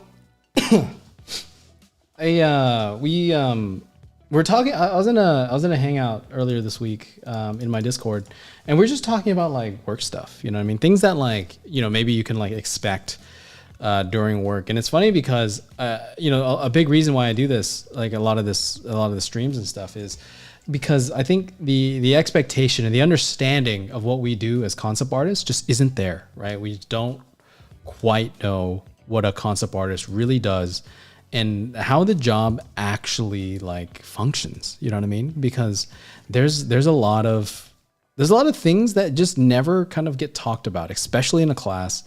But yeah, you kind of just you go into a job and they're just kind of expecting you to do some of these things, you know. And for me, you know, I want to talk about some of it because it's not hard. You know, it's not a lot of the stuff that they're like kind of asking you to do. It's not like difficult by any means, but it's something that like I didn't even know half of it existed. You know, like why would I, right? Because I've never worked before at that point. But it is something where, you know, I think there's a misunderstanding of what our jobs actually are when it comes to concept art, right? Because I think, you know, when we're in class, right, we learn environment design, we learn, you know, form language, we learn character design, color theory, you know, all these things that, you know, on a technical level are good for us to know, right? In the sense that, you know, you can't paint if you don't know these things. You can't draw, you can't design if you don't know some of these ideas, right? Viscom, all that stuff. But I think like there's this overemphasis on, I guess, these more technical ideas. You know what I'm saying? Like, oh, how do I photo bash, or how do I, you know, do all these things? Because that's what, you know, you're taught to like kind of know in class. You know what I mean? Like it sounds kind of odd, but it's like it's things that we learn in class. Because even, you know, even my class, I teach a lot of those things, right? But one of the bigger things that, you know, I really try to hit home in my classes, or at least like in streams like this and all that stuff, is, you know, the stuff that you get hired for and the stuff that you actually do are two different things. You know, it's like we get hired, right? Because like, let's say I'm showing a portfolio, my general rule or like understanding of a like a portfolio, right? Like what I'm usually telling people to have in their portfolios is, you know, one keyframe, or, you know, like one main kind of image that we're kind of looking at, right? Something cool, something that attracts the audience. And then something that, you know, supports all that. So you have one keyframe plus, you know, 4 supporting pages ish, right? You know, it could vary, but, you know, roughly speaking, it's like that idea, right? And you've probably heard me say that before. I've said it a couple times during stream / in basically all my classes. But there's this, I guess, misconception as to like what people actually need you to do, because they'll look at your paintings, they'll be like, dude, that's like that keyframe right there is dope. You know, it looks really cool. We'd love for you to work for us or whatever, right? Like something, you know, something like that, right? And then you actually get to work and you're like, hey, can you do this turnaround for this, you know, sticker? You're like, what? Like turnaround for a sticker? Yeah, the main character has a sticker that's on their shirt, or that they put on their friend, or it's a story point or something. And it's like, you just want a sticker? Yeah. You know, and it's like, okay, cool. And it's, oh, hey, can you do this turnaround for a cup? Can you do a material like call out for this like footprint? Like I legit did a footprint, like a snow footprint, right? In for Blue Eye Samurai. And I wasn't like mad about it. I actually love assignments like that, by the way. You know, I fucking love assignments like that because it's so relaxing, right? It's so like, it's just chill. But yeah, it's a lot of like, they just needed to show what it looks like when a character steps in the snow and how, like, you know, how the foot exits the snow, right? Because if you ever see a footprint, it's not like the shoe print completely vertical down, because the foot comes in at an angle. So the heel goes in first. So the back has this kind of like slope to it. Like if I like show this, right, let's kind of do it on camera, but like if you're looking at this from a top plane, right? Oops. This is the top plane of the snow. The foot goes in. The foot goes in diagonally like this. And then there's a footprint. And then when the foot comes out, it comes out like this, because the snow, like, you know, you're dragging it forward. So it exits this way. The tip of the foot exits that way. And it's little things like that where, yeah, I needed to do a study on that. You know, I needed to show how that operates and what that even looks like. And, you know, when people ask me like, hey, you know, do I need to learn how to draw whenever I, you know, whenever I start working and stuff? That's a lot of the reason, right? Because it's like, you know, it's not that you can't do that without drawing. It's just that you can't do that in 3D. You know what I mean? Not that you can't, but you probably wouldn't. And they probably wouldn't even give you enough time to do that in 3D or whatever, right? To like sculpt everything and, you know, design all that and whatever, right?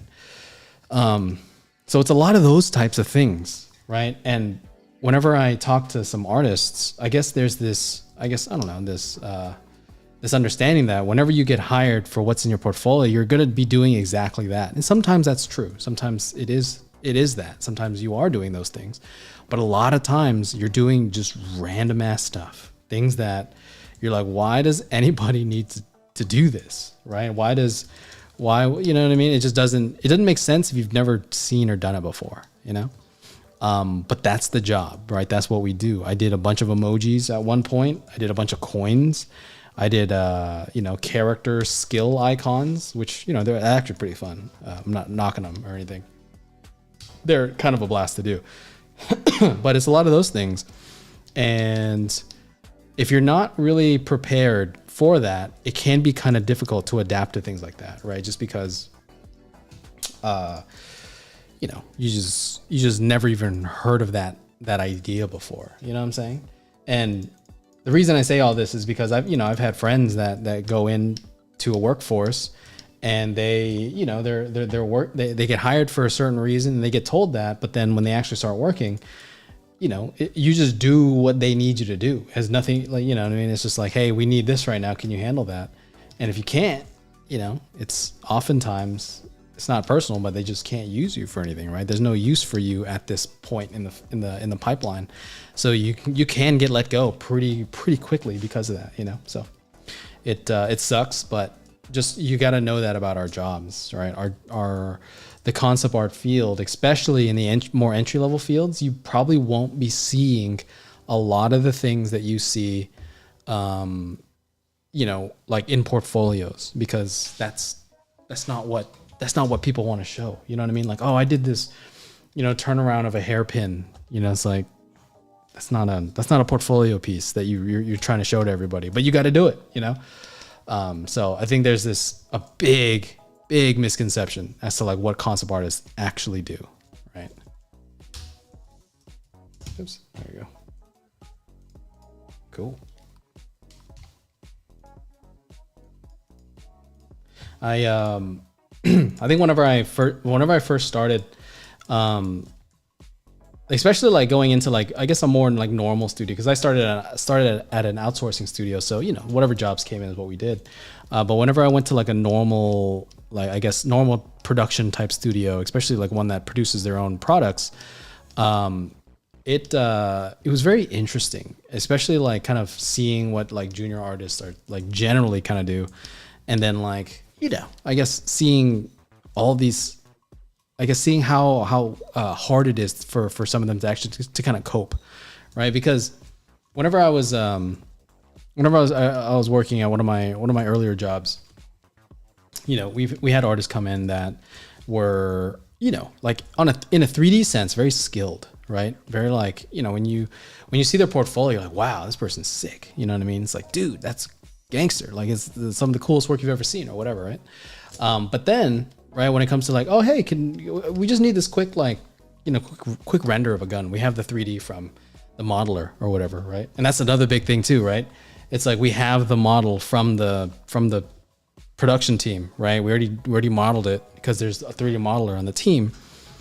Can you just paint this up to make it look better? We need to have it by you know end of day or whatever, right? And then like it's that adaptability because sometimes people will like get really good at modeling, for example. And then once they, I guess, are out of their element, right? They're not really, I guess, operating the same way that they do, right? Like you know they're doing something that they're really not used to doing, right? It's a bad fall, you know what I mean? Like because I've seen it happen where I've had artists either working for me or even working with me. At studios or you know for me doing stuff, right? And it's like you would think that I guess the quality output would be a lot higher, but then like you know once you kind of see the drawing ability or see this kind of like 2D problem solving, it really is like you know it's odd, it's crazy like that. I guess that difference in skill, you know. And the reason I say all this is because you know whenever I say things like oh you got to learn how to draw, you got to learn how to do these things, you very well might find work as an artist, right? You might get hired to do things, even though you know you're like hey you know Kenny told me I need to learn how to draw, and I've just been focusing on modeling and I found work, right? And that's very possible. It happens. It absolutely does. But it's not really about you finding work. It's about you maintaining work that I'm actually kind of referencing here, right? Because, you know, being able to draw is, I mean, it's going to help you find work. Absolutely, right? But you can kind of fool people into thinking that you can draw. You can kind of fool people into thinking that you kind of know some things by just kind of knowing 3D really well, right?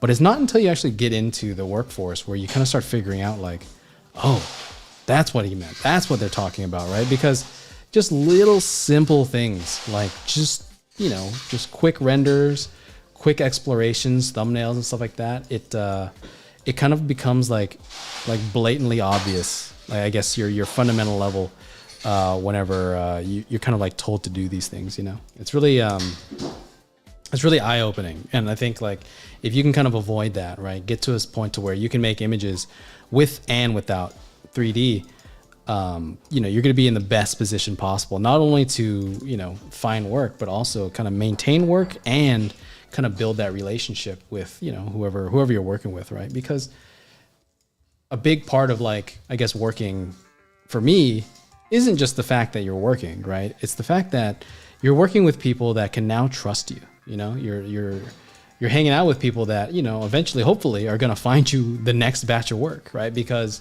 the whole idea is these people are going to be probably the ones vouching for you the next time that you find work. You know what I'm saying? And it's little things like that that really go a long way. Because if they remember you as somebody that couldn't really handle it, you're not really flexible when it comes to a lot of your design fundamentals and things like that. It kind of sticks with you, you know, even if you've gotten better, even if you, you know, I guess are more skilled than you were before, you know, you kind of get remembered as that person that, oh yeah, their fundamentals aren't really that good. So, you know, we need someone that has a little bit more painting ability, a little more drawing ability, a little more design skills or whatever, you know?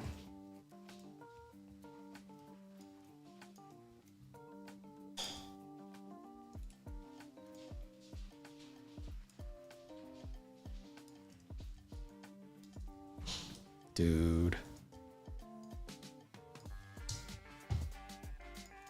So I'm just like making shapes right now. I'm just trying to like, for one, just put shapes in so I can like play with things a little bit easier, right? Because these are like those white flowers from before. And I want her to kind of like maybe walk forward a little bit to where like, you know, it's like in the back. So the flowers and stuff are behind and she's kind of like in the middle here. And then she's going to have to like travel through all that, right? And so that's what I'm trying to set up. And yeah, at this point, I'm just going to start working on like a little bit of lighting, a little bit of like shape placement, but we're just going to take these paintings further, you know?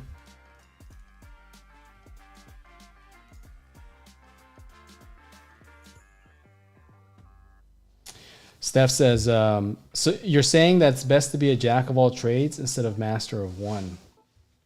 You know, that's a very, if you ask, you know, any artist, you'll get probably different answers each time, right? You know,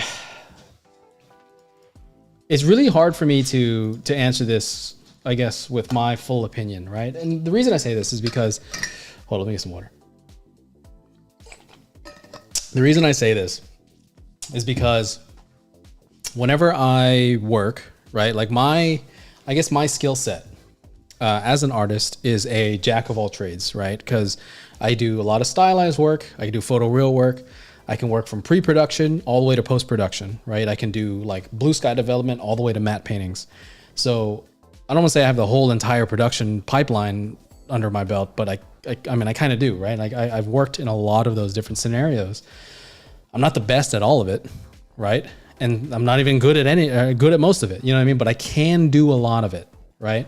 At a professional level, at the very least. You know, I mean, you know, if you can design a prop, right? You can design, or you can design an environment, you can design a prop. If you can do, you know, loose thumbnails, you can probably do a color key with a little bit of help, right? And I can do environment designs, so I kind of know how to do layouts, right? So that's kind of what I'm talking about, where a lot of the skills do transfer over. I'm not the best layout artist. I'm not the best matte painter or anything like that. I'm just capable of doing it, right? So let's just make that clear. But whenever I get hired at places, and maybe it's just the jobs that I get because of the skill sets that I have, but a lot of them are like, hey, you can do a lot of things. That's great because we have a bunch of different projects. And like a lot of times what happens is whenever I get hired at a studio or whatever, it's always like, oh yeah, we need someone that can do a couple different things. We need someone that can do, you know, multiple things that are flexible, that are dynamic and things like that. And, you know, so whenever I hear that, especially in a professional setting, I'm like, well, I mean, being good at multiple things is probably ideal, right? It's like, you know, in the sense that, you know, you're, I guess you have more options is what I'm trying to say, right? When it comes to getting hired, right? Because if you can work at an abundance of studios, right? If you have one specific thing that you can do, you only work at the studios that do that one specific thing. But if you have a bunch of different things, you know, you can kind of shotgun out a little bit easier, right? But with that being said, it is a lot harder to get good at that many things to be called a jack of all trades. You know what I'm saying? Because now you're not just good at environments. You also have to be good at color keys. You also have to be good enough to render. You also have to be good enough to photo bash and do stylized. You have to be good enough to do some character designs, to do some layouts. You have to understand all of these things, right? And that's the hard part. And this is why I have a hard time recommending that to any of my students, is because that is hard as hell, right? It's not easy by any means to do that effectively, right? And that's the issue that we usually run into. It's when you're a student, you only have a certain amount of time, right? Generally speaking, you have 4 years, you know, college time before, you know, parents start asking you things like, you know, have you thought about a plan B? You know, that kind of bullshit, right?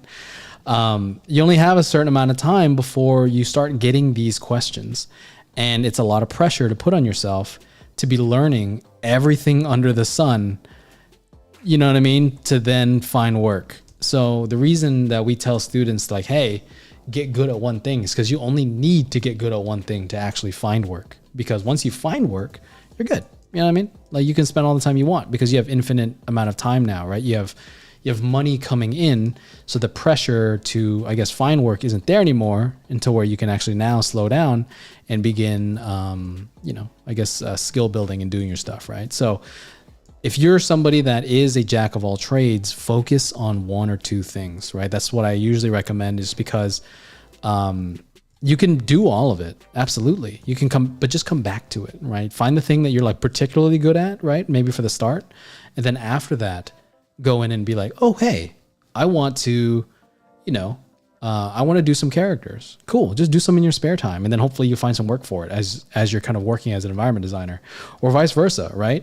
Or even the fact that it's like, oh, maybe I want to do some color keys, do some on the side. You know what I mean? Or if your work is somewhere that's like, I guess maybe shorter on employees or whatever, start posting a lot of these stuff where you're like, hey, I do color keys. And like, I'm not just the prop artist. I can, just post it online. Don't shove it in their face. Don't be like, hey, this is what I did. Please use me now. You know what I mean? It's like, it's not that. It's not like that, because sometimes it's just a job thing. But if you post it online, chances are your art director, whoever follows you, right, or something, right, and they'll see it and they're like, oh, hey, Kenny can do color keys too. Great. Let's throw some at him. Let's see if he can do a couple of these, and we'll give him some of the easier ones, and we'll give him a little more guidance, whatever it is, right? It's a lot of that kind of stuff that happens a lot.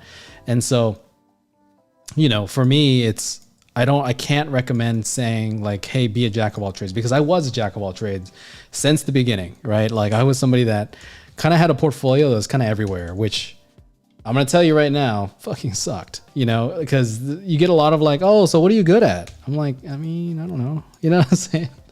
It's not really a fun time.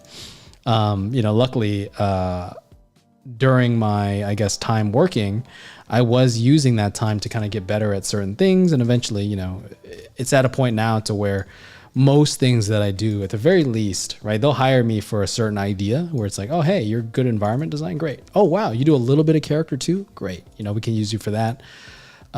Maybe like when the character team needs a little bit of help, or, or we have a couple things we kind of want to flesh out with you. You know what I mean? It makes you more versatile as an artist, but don't bank on that idea, because it's so much harder, because there's so much to learn, right? As we all know, there's a million things that we have to learn as designers, and adding more to that list usually, in my opinion, isn't ideal. You know what I'm saying? So.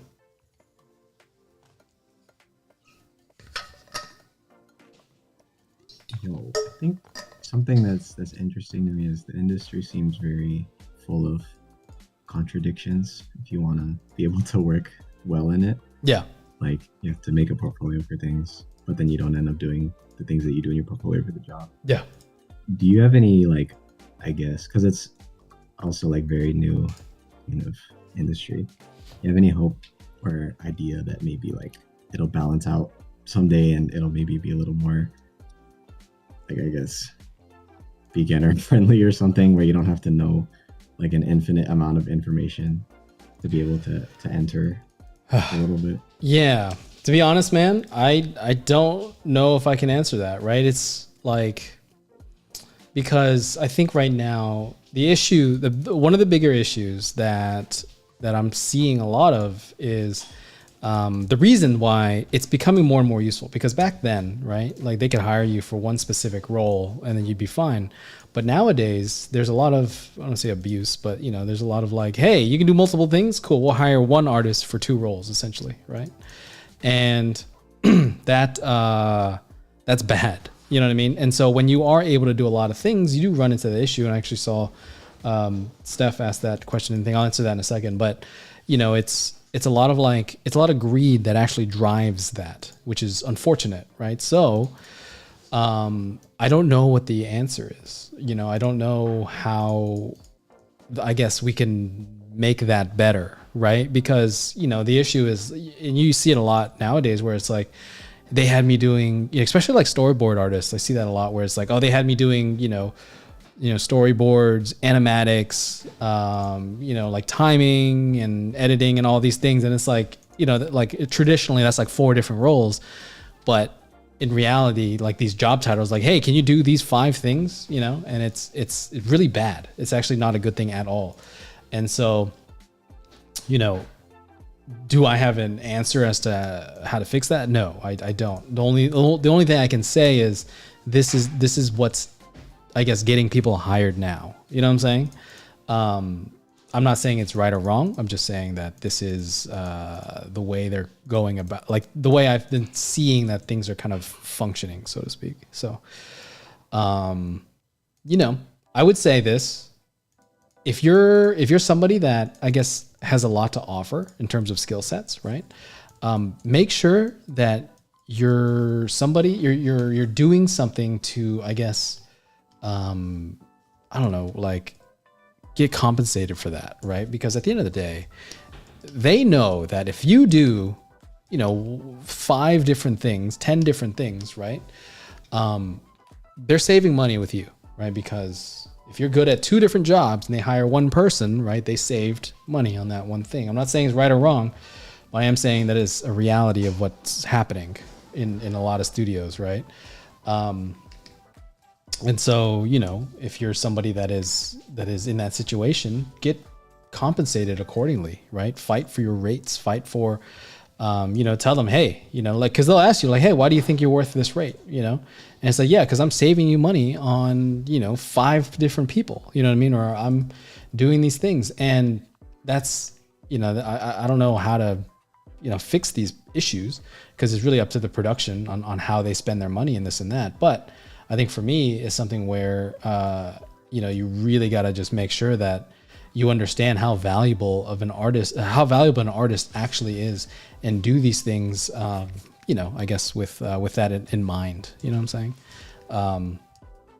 So I don't know how to fix it. You know, there's a lot of things that are actually wrong with the industry right now, where there is, just a lot of abuse happening, a lot of greed, especially with like AI coming in, where it's not even the fact that, you know, AI is a thing and it's stealing. It's the idea that these companies think that they can now downsize even more to then use AI to kind of fix those things. You know what I mean? Like to kind of get production up, you know, and it's just it's a disgusting mindset, and a big reason why I do hate working for a lot of like bigger studios, because a lot of them do that, you know.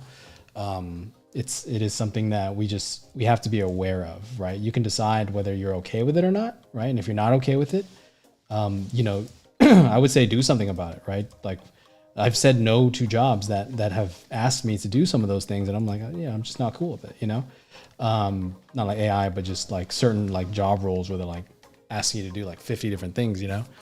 And it's things like that where you have to just kind of be prepared for those types of scenarios. You know what I'm saying? So I don't have an answer for you, unfortunately, but it is a problem that we're running into a lot more lately. I see. 'Cause I noticed there's a big indie games are like surging in popularity and stuff like that. I think typically at those places, like if you're trying to work for indie games, it's like you end up doing just a lot more random roles. Yeah. Say like, I guess probably like learning to make your own like full product is probably like much more important now than ever, I think. Yeah. So I was having a conversation with one of my friends, and he's a he's a high level artist in like he's a higher up artist. You know, I mean, he's a high level artist too, but his ranking in the studio is pretty high. And when he was talking to me, he was saying that he what he's been seeing is the need the need for just individual images is becoming less and less, right? Because the idea of like, oh, hey, just make one concept or make still images that then needs to be built into something else, is the power of those images is starting to be diminished a lot, right? You know, whether we agree or not, who knows, right? But at the end of the day, you know, there is a big demand for artists that can like actually make things, right? Because I guess like with Unreal out, with, you know, indie studios like starting to make their own things, because with the rise of like AI and a lot of these other things, in my opinion, and from conversations with friends and things like that, indie studios are going to be a thing more and more now, right? Because with the cheaper production costs, right, of less people, right? No matter how you feel about AI, right, at the end of the day, whether they use it, like the big studios are probably going to use it, right? So let's think about this in that mindset. There's going to be a lot of, I guess, smaller studios, indie studios popping up, because now the threshold, the cost is going to be cheaper to make games, right? Just because there's less production cost, right? Just because that's what it is. And so with that in mind, and especially with our skill sets, I guess, being challenged in the sense that, I guess AI is coming in and doing a thing, right?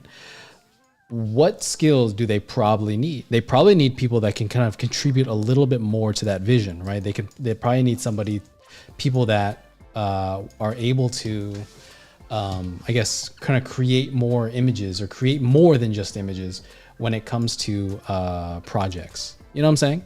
So like, just being able to make things move, try and make more playable or more useful products versus like just a JPEG kind of thing. What I've noticed is starting to become more and more important, right? I don't know how important it's going to be, but it is something where somebody that that has multiple skills and is able to contribute past just painting, right? The first step is probably like, functioning models, not just models that are like visually cool looking, like the ones that I'll do, but models that are actually functional for gameplay, like gameplay ready places, because it saves time, saves effort, and it's true to concept because it is the concept. You know what I mean? So I don't really know.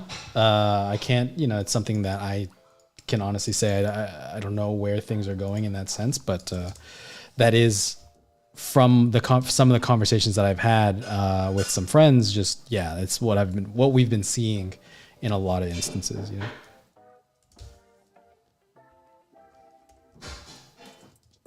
Oops.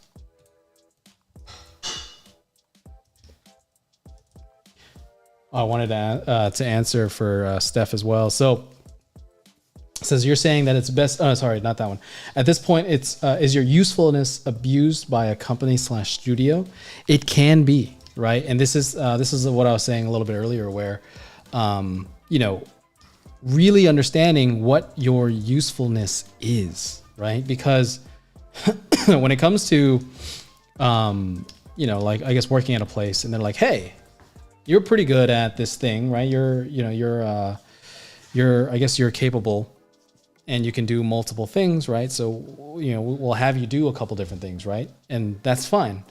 But you have to understand that, you can't just say yes all the time. You can't just be like, hey, this is, I'll do whatever you ask, because there is a tendency for us to kind of do stuff like that, right? Where it's like, okay, cool. They asked me to do a thing, so I'll do it. But you got to know when and where to make that battle, right? Because, for example, whenever you start working in a place, right, there's, generally speaking, there's like raises and, like 6-month check-ins and stuff like that, right? What I like to do, generally speaking, is when I was working at studios, right, I would say, hey, or like they give me an assignment that's like kind of out of the scope of what I'd normally do, right? Like, cause I was a concept artist, they're asking me to do 2D art stuff. Great, sure. But at the 6-month meeting, you say, hey, I want a raise and I want this much, right? And don't like, I want 2%, so I want a 3% raise. Like, no, you're like, hey, I want like a 20% raise. I want like a decent chunk. And this is why, right? And like, this is why I want that. I want a title change and I want a raise because of A, B, and C reason. Because, when you go to these meetings, they're going to ask you, they're like, or they're going to tell you, here's your performance. You did great. This and that, which is awesome. Like that's exactly what you want to hear, right? But then you got to remember, you deserve to get paid. You need to get paid for what you just did, right? You need to kind of get your worth. And so at the end of the day, it comes down to, when they ask you like, hey, what's what kind of compensation are you looking for? You tell them how much, and you tell them exactly why you think you deserve that amount. Because if you just kind of just say yes, then that becomes abuse, right? It's like, oh yeah, I'm only getting paid for one artist's worth, but 5 times the amount of work that I'm actually supposed to be doing, right? And that's bad. That's not good at all. But I guess for me, and you can decide on how you want to go about this. And I don't even know if I'm right or wrong in doing this, right? But the way I like to go about it, I just say yes. I say, hey, cool, I'll do it, But when it comes to my my raise, my annual review or 6-month review or whatever it is, I go, hey, I want this much. I want a 20% raise. And they're like, what the hell? He's like, what makes you say that? I'm like, well, I'm saving you money on 3 different artists. I've delivered and saved a lot of these projects this many times, and I've done all these things. And if I don't, I'm going to leave and go somewhere else, right?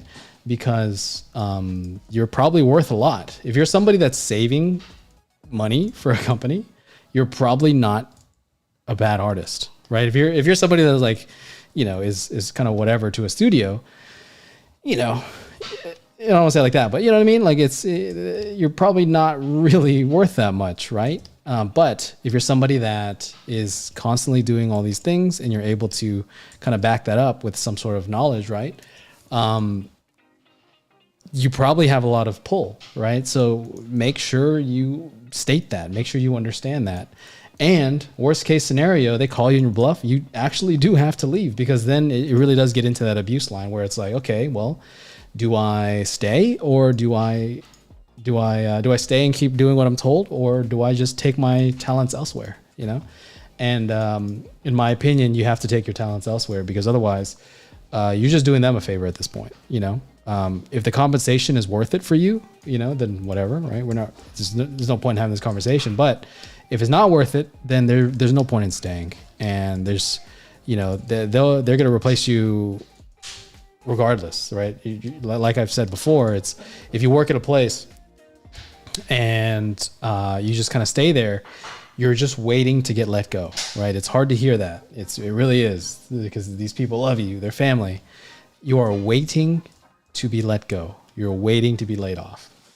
That's all it is. If you have no plans on leaving, right? Because you're not gonna be there forever, especially not the way these studios have been. So you're just waiting to get let go. And if you're okay with that, then that's fine. There's nothing wrong with that, first and foremost. But you just have to remember that. Sometimes it's just good to it's just like pull the in a reverse card and just say, you can't fire me because I quit. Dude, I mean, no shit, man. You gotta have the balls to do it. Like, because a lot of people, they'll say it, but how many people actually follow? Like, how many people look at like, let's say like a senior level concept artist, 120 grand in the face, and say, "Nah, I'm good." You know what I mean? It's hard. It is difficult. It is not easy to just walk away from something like that. But if you just understand that, you don't have to leave immediately. You can say, "Okay, cool," and then go be looking somewhere else. Because once you do decide to leave, that's when the money will be like, "Oh, hey, sorry, we have budget all of a sudden." It's like, no, it's too late, man. I'm already getting more somewhere else, or I'm progressing in other ways. But you have to know what your strengths are. You have to understand what your skill sets are, because if you don't, then that's how you get taken advantage of, right? They're never looking out for you. They're always looking out for themselves. So why shouldn't you do the same, right?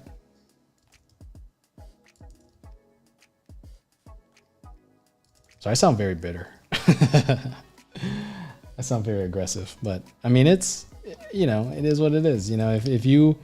If you're somebody that's on sale, for your whole life, that's great. There's nothing wrong with that. It's just understand that if you're not getting top dollar, right? It's not that it's nobody's fault. You know what I mean? It's just, you didn't ask for enough, and you have to kind of be willing to put yourself out there. You have to be willing to, like, actually leave. You're not just putting this stuff, you're not just saying this stuff just to say it. You say it because you mean it, and if you're somebody that's valuable, if you're somebody that is worth fighting for, they'll keep you. They understand it's business at the end of the day, because they would do exactly the same, right? If it benefited them to get rid of you, they would do it. And so whenever it comes down to like, you know, hey, I want this thing and I'm prepared to leave if I don't get it, right? It has to be something that's actually makes sense. You're like, hey, I want beanbags. Like, no, get the fuck out of here. You know what I mean? Like, but if it's something where it's like, hey, I want a decent raise because I do A, B, and C thing, you know, you have to fight for it, right? So.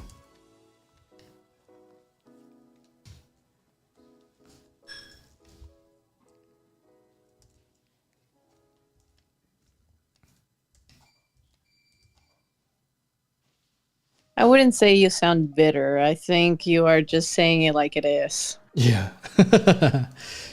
And I appreciate the honesty.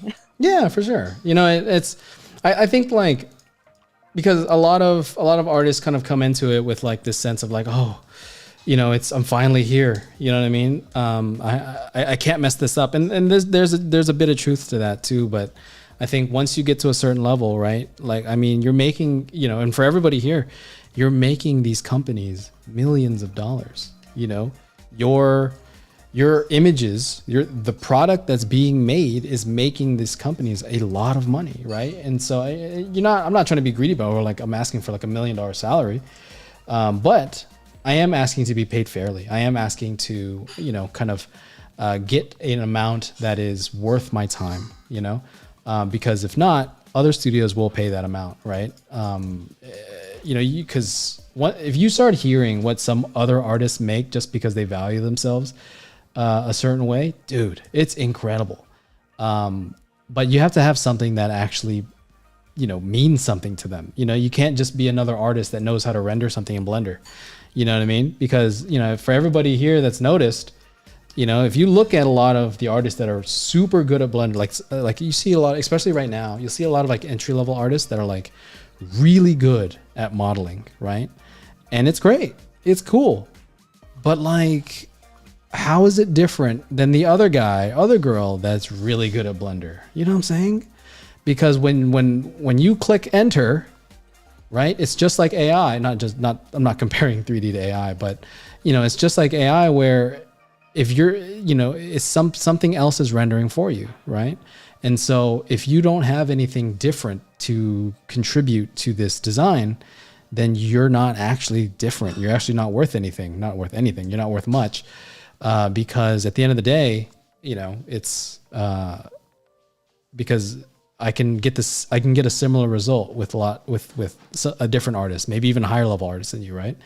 And so that's kind of where, like, you know, just want to preface, I'm not comparing AI to 3D. It's not the same at all by any means. But, you know, when you click render on a thing, you know, there are some stylistic differences in proportions when you model, but generally speaking, the way that Blender kind of renders light and all these other things, right? Especially if you're all learning from the same tutorials, right? The same people.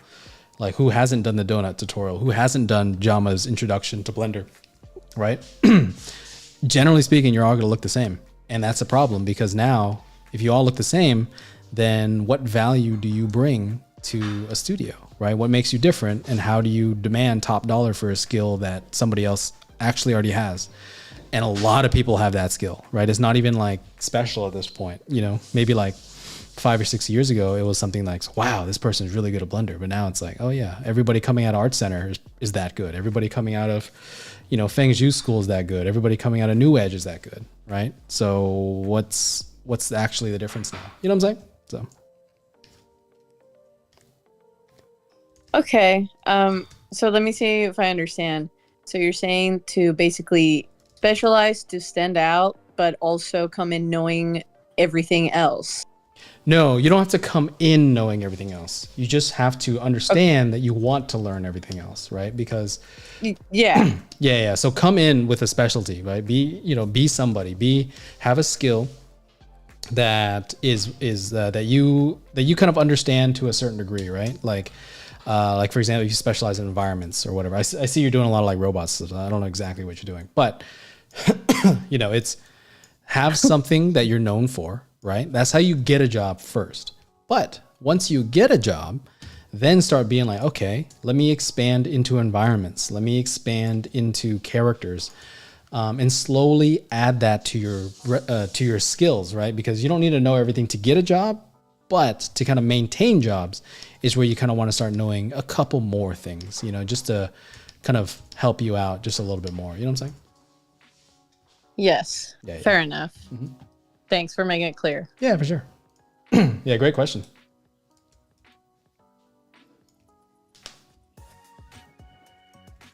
Oops. All right.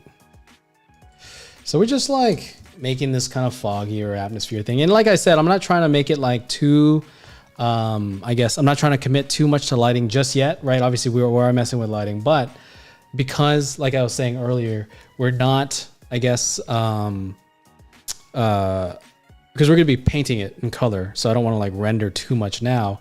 I'm just trying to get something that's remotely in the same vein, right? Just like I was saying with this round right here. Oops, this one? Yeah, nope, not that one. There you go. Right. Really, all I did was add some, just a lighting pass like this. From here, from base silhouettes, I think there's no other gradient on here, right? Base silhouettes, and then I threw a lighting pass on there, right? Super simple, but the whole understanding is that, we kind of know what's happening, right? We generally know where we want to go with this. So that's exactly what I'm gonna do here, right? You take this, create a levels layer, and just get it in the range that you kind of want, right? So now it's like this deep, kind of mysteriously dark forest. You can mask it out. You can bring it in where you want it, right? Like so. And now we have those kind of like those flowers in that foreground area. And it's the same shot that we had earlier. It's just a little bit different, right? Really not that crazy of an idea. And I can maybe like add some soft light here. Boom. Nope. Right, just a little bit of soft light to kind of get us in the right ballpark. But the whole point is, right, now with just these two adjustment layers, we have something that is roughly in the same ballpark, right? It's not that different. There's a little differences here and there, but as a whole, right, we're looking pretty good, right? So that's the whole idea there. Just remember that like I'm kind of working in a weird I guess segmented kind of process, because we need to kind of show this in a step-by-step fashion, so we kind of understand the points, right? So just I want to review this real quick for those that are kind of like showing up late or kind of seeing this for the first time, right? Where's my thing at? So, oops, boom, something like that. Is it this one? No, it's this one. Here it is. There it is. Wait. Turn these on. All right, so this is what I started with, right, today. That's what I came to the stream with, right? And ultimately, what we did was we just kind of established what are the kind of main beats that we were talking about as we're going through, the different moments, right? From here, I just took a bunch, took all of them, and just readjusted the lighting scenarios just a little bit to kind of make sense with what I needed to do. Right? We don't need a full range of values in every single painting. We just need a couple of the paintings to have, to hit moments that we're trying to design, right? So what I did was for that bottom middle one, it's just a little girl. She's finding this treasure, right? It's the moment where she found the thing that she was looking for. And then it dawns on her in the bottom right, it dawns on her that she's fucking lost in this deep, scary, huge forest, right? And that's what we're doing here. So just highlighting the moments, right? Just really looking at the understanding that there is 6 different comps, right? Bright, high contrast, right? It's probably like a mid to a high major key to a high minor key. And then here we're slowly getting darker, right? The percentage of darkness compared to here is getting higher. Right now, the percentage is even bigger. It's all dark, a little bit of light. Now there's no light at all because we're now meeting the big bad wolf, in this case, the big bad fox. And then she finds finds the flowers that she took that detour for. She was like, hey, I want to get these flowers. And this is the kind of moment where she kind of comes across the thing she's looking for. But we're setting up the idea of like, hey, she's completely blinded by the fact that she wanted to get these, and she's not realizing that she's fucking lost now. She's gone in this deep dark forest and she needs to get out, right? And this is the kind of realization. We're coming from a super close shot to a wider shot. That jarring moment where you kind of wake up, you know what I mean? You're like, oh shit, where am I? You know what I mean? This is where she's at. And this is the kind of moment that we're trying to create, right? So hopefully that makes sense. If there's any questions on that, just hit me up on, you know, on Discord or wherever, or, you know, leave a comment asking me kind of what I was even thinking about, you know? And then from there, just kind of took that painting just a little bit further, designing it with the kind of things that I have in mind. Like I said, this week is going to be a little bit slower.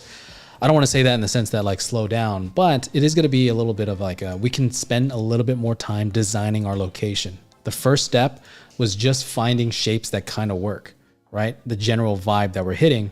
Now we're going to take this and actually apply a lot of these kind of location ideas, these trees, the foliage, the way we kind of want to go about things, right? Looking at some of the flowers that are on some of these things and plants and stuff like that, right?